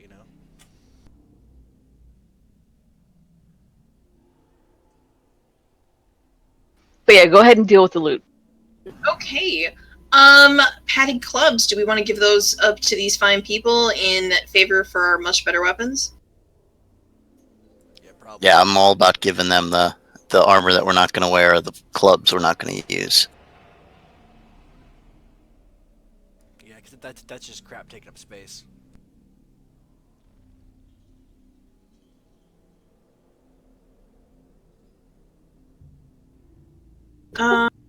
I'm assuming these hunters' clothes, probably the same dealio, since we've grabbed some decent clothes from the patient's room. I'm assuming y'all did that. Yeah, I mean, it's pretty safe to assume now we all have, like, basic clothing. Yeah. Well, except for me, because I like the way my nipples rub against the breastplate.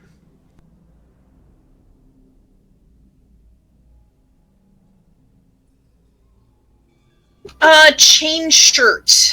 You're still rocking that one, right, Shorty? Yep. Okay, we have, so you've got leather armor and a chain shirt? No. Okay, it looks like we've got 3 sets of unused leather armor right now. In fact, I've never had leather armor. I had studded leather. Maybe that's... There's the studded armor. Maybe that's why I put it in the wrong down one. So, this leather armor, how many of them should we keep and such? Well, look, unless we actually have a place to sell stuff for cash right now, we should not keep anything bulky that we're not going to use. Unless it's very valuable, and leather armor is not. Okay, so you just have the chain shirt on. You don't have like leather armor pants or anything like that, right? Yeah, it doesn't work that way.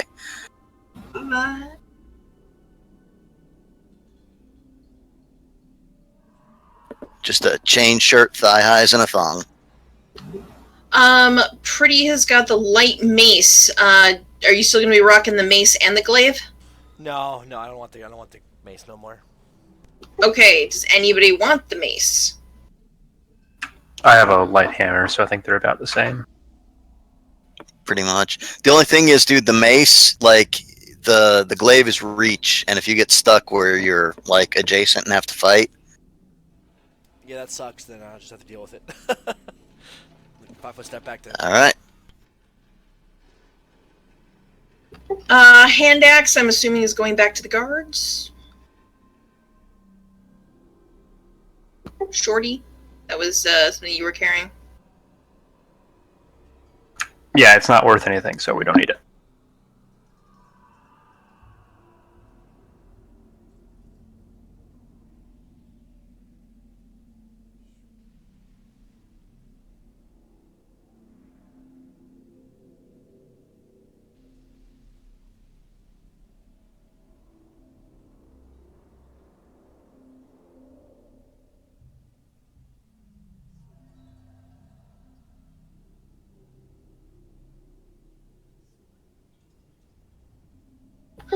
Alright, I think that takes care of all the armor, which is pretty clear stuff that, want.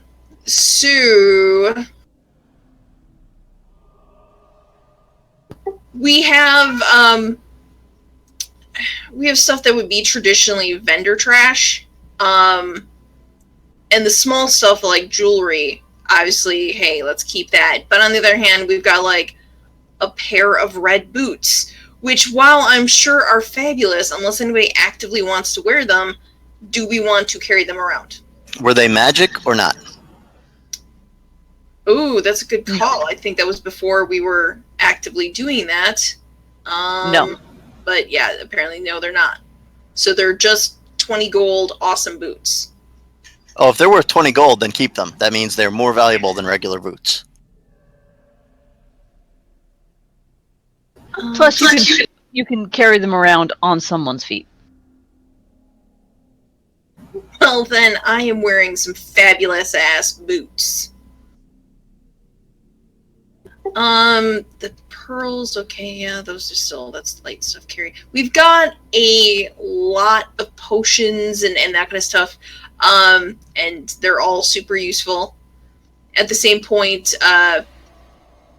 we might want to deposit the worst of them with these fine people if we were going to be generous and kind. No. Well, then, no. Alright. Does that also include the smelling salts, soothing syrup, and opium? Because, I mean, that seems kind of like... No, we keep that, man. The only thing is, opium just seems so odd that it would be there that I worry that we might need it for something. In those notes, is there anything that it might hint at? Yeah. We need it. I'm keeping it.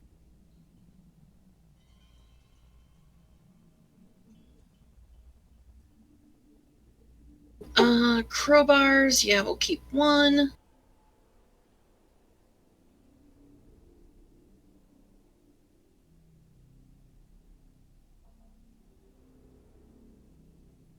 Yeah, generally if it's magical and, or potentially useful to our, like completing what we need to do, hold on to it until it's time to sell it. else doesn't seem too heavy or too awkward or weird. Either we're wearing it, or it's paper, or a necklace. Like, it's, yeah, that stuff's gonna fit. But now that we've gotten rid of all the excess armor and weapons, I think we've done a decent job cleaning up the stuff. I may at some point get super nerdy and break these into item types because I'm a nerd. Well, spreadsheet foo is awesome. Oh, you don't know it. Our Anno and I's DM for our D&D game, she knows like the spreadsheet magic. She does this screen share. She doesn't use Roll20. She uses like some software she has to use for work about screen sharing, and she does it all in fucking PowerPoint. And shit be crazy that she does.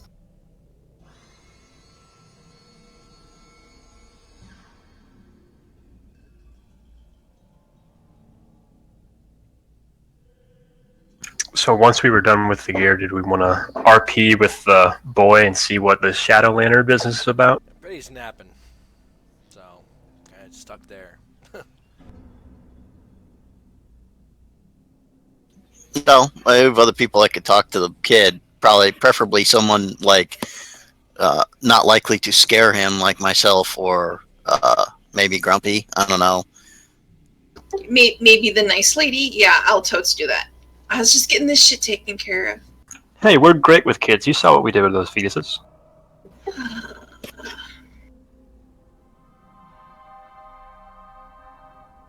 There's nothing an axe or an arrow to the face can't fix. There's a lot, actually. A lot that an axe or an arrow to the face can fix. Well, yeah, sometimes use a scimitar.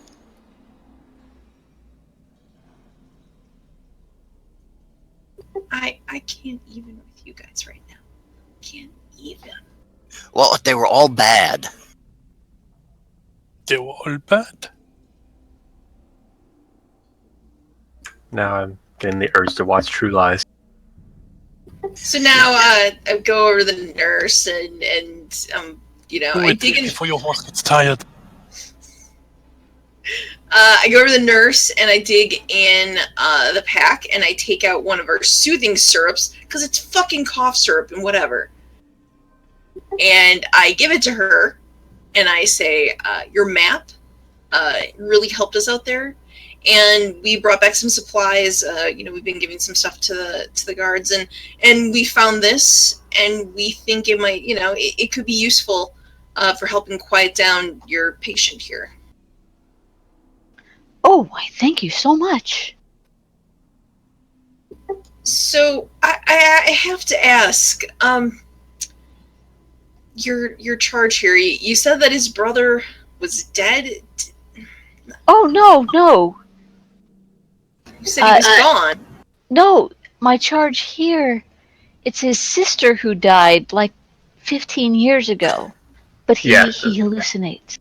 The boy is the one in the children's room. Oh, it's sorry. I thought it was two brothers, and I read that fucking wrong on the handout. Well, it is, but it's the wrong person. Oh, Her charge was the person that was getting all like crazy and hallucinating, needing his meds. Okay. Yeah, I'm talking to the wrong fucking person. I'm sorry. It's been 2 weeks. I've forgotten. I'm not that smart. Needs to talk to Winter. All right. Well, then I'm like, thank you. Bye. Bye, thanks for the syrup. You're welcome. Then I'm all like, sup, dude. Lady Winter, we did some preliminary scouting of the asylum, and things don't look that great out there. The front door seems completely impassable. It took a great feat of strength and nothing happened. So we looked elsewhere, and I got a question. So the boy in there, Brennan, what do you know about him?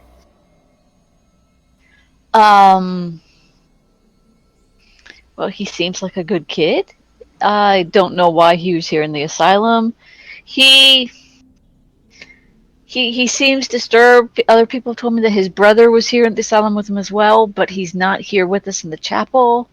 So that leaves, Britton upset. He's worried. We heard something, and given the state of everything here, I don't. There's no nice way to put this, but there's something out there, and I think I need to talk to him about it. Is it okay if I talk to the children? She looks kind of hesitant. She's like, I guess, but just try really hard not to upset him. The kids have been through a lot. I understand. I'll be gentle. Shut up. Shh. So totally go in here and it's like, sup, little dudes? In the room, there's a little boy and a little girl and one of the nurses. Hey, so which one of you brave little children is Brenton? And the boy looks up at you and he's like, I'm Brenton. Hey, buddy, I want to have a talk with you. Winter said it was okay. So how about you and me, go over here into the chaplain's office? You're taking the little boy into the chaplain's office. Shut up, don't ruin this! Why must you all make everything horrible? He goes with you into the office. He's like, what is it? Closes the door. You can come in if you want, Grumpy. Close the fucking door behind you. I'm gonna close the door so the kid can't get out. He's not a cat that we're trying to give a bath to. He's a child. So Brenton, what can you tell me about your brother? Who was here with you? Debus? Was that his name?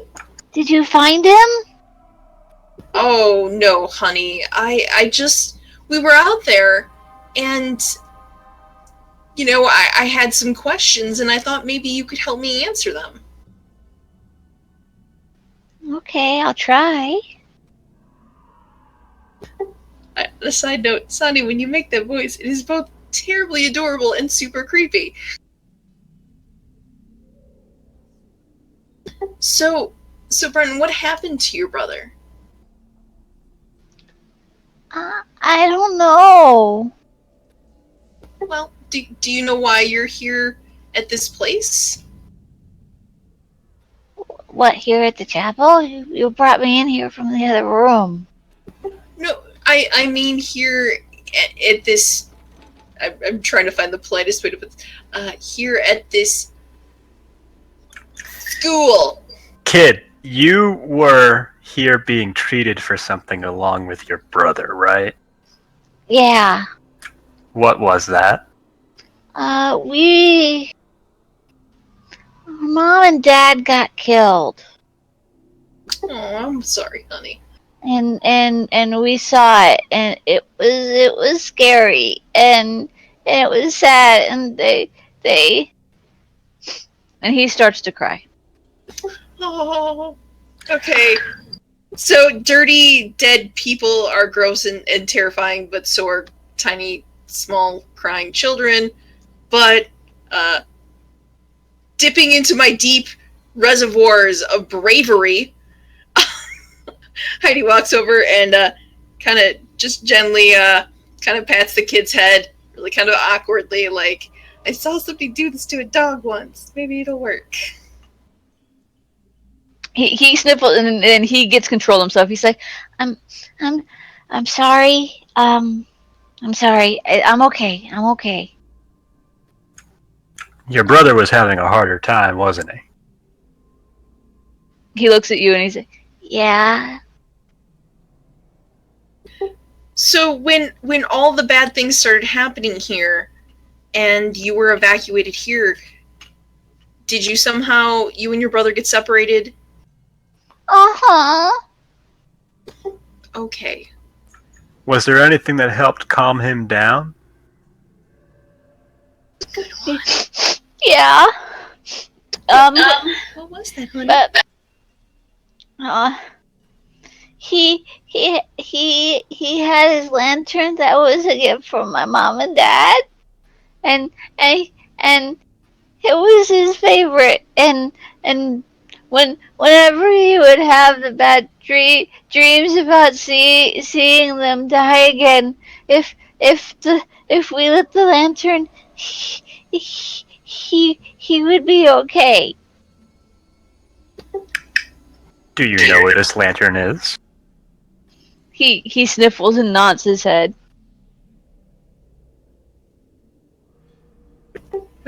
Where is it? He says, "I have it." That is so brave of you, little guy. Is there any chance we could borrow it? Just for a little bit. Because we're going to go someplace that's kind of scary, and we think it might make it less scary for us. He shakes his head. Well, if we come across your brother, it might help us calm him down. He shakes his head. He shakes his head. Heidi looks over at Grumpy like, you did not fucking promise this bullshit to this kid. Grumpy's eyes start twitching. What? Okay, well, I see that you're very attached to it because that's your brother's and you're trying to keep it safe for him. What if I give you something that's super important to me that you can hold on to until we come back? He's like, my mommy and daddy are gone, and my brother's gone, and it's all I got left. I don't even have the choice my mommy and daddy gave me, because they're in my room, and it's out there, and it's dangerous, and I'm never gonna have them back. Give him the opium. Shh. Put upside. Shoot the kid up. What if we stop by your room next time we're out and we get you your toys? Would that maybe, could we then maybe borrow your lantern for a little bit?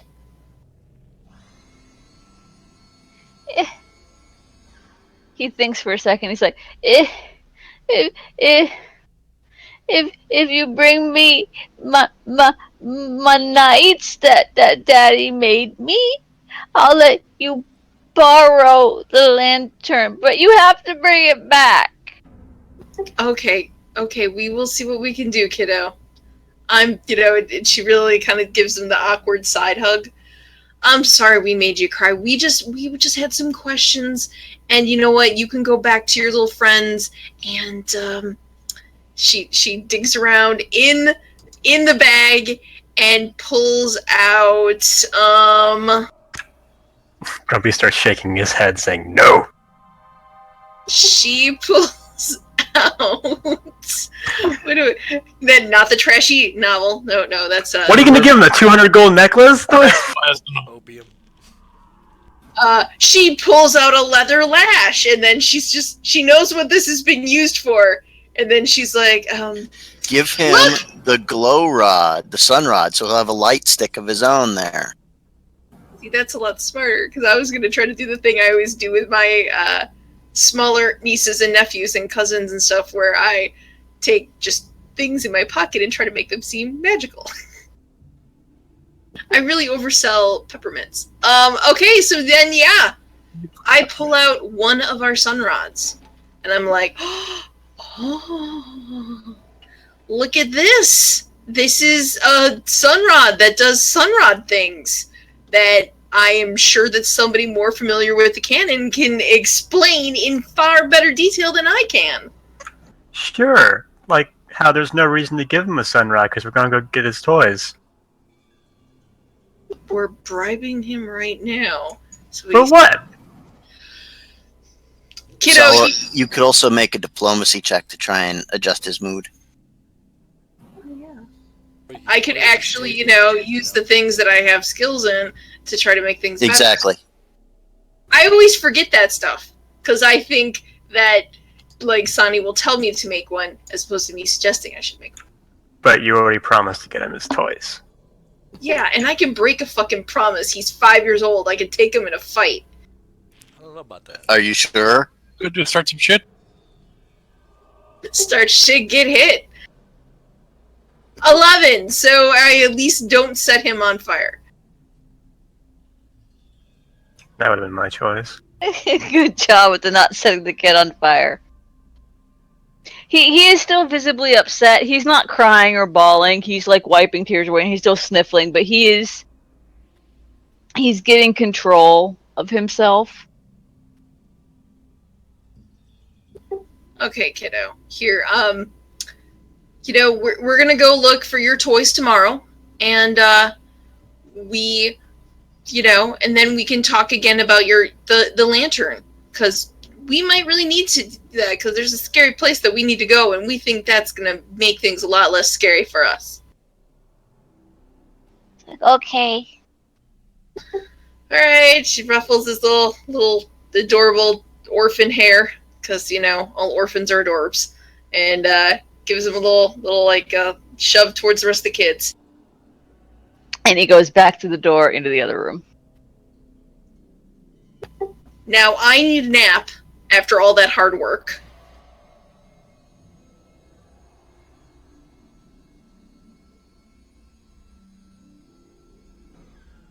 Ermagerd, I be sleepings. Yarn. And I guess this is a good place as any to call it for this week then. Yup. Just next week we'll all be ready to new spells, night arrest. We didn't get enough XP to level, did we? No. Damn.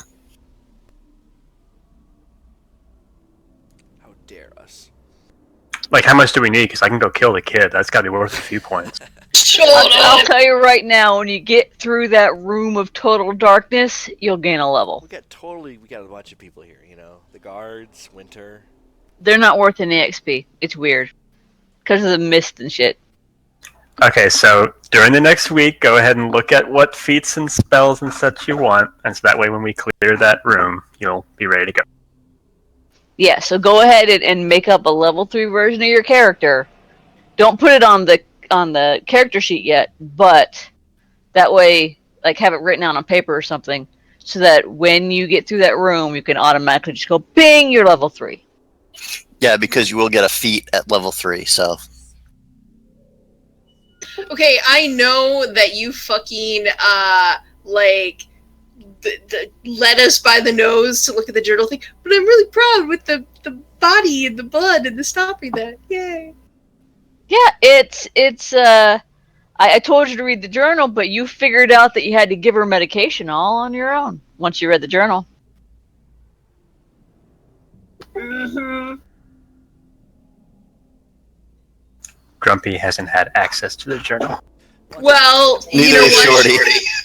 At this point, we can exchange reading material in between racy novels and reading the thing and looking over our map. And what else do we have? Can I try and fashion some more arrows with the guards? Yeah, you and the guards can make some arrows. All right. Well, as well. How many are you giving me? Because I'm down to 10. I'll give you 5. Sweet. All right. Well, it was a great game, guys. See you next week. Take care.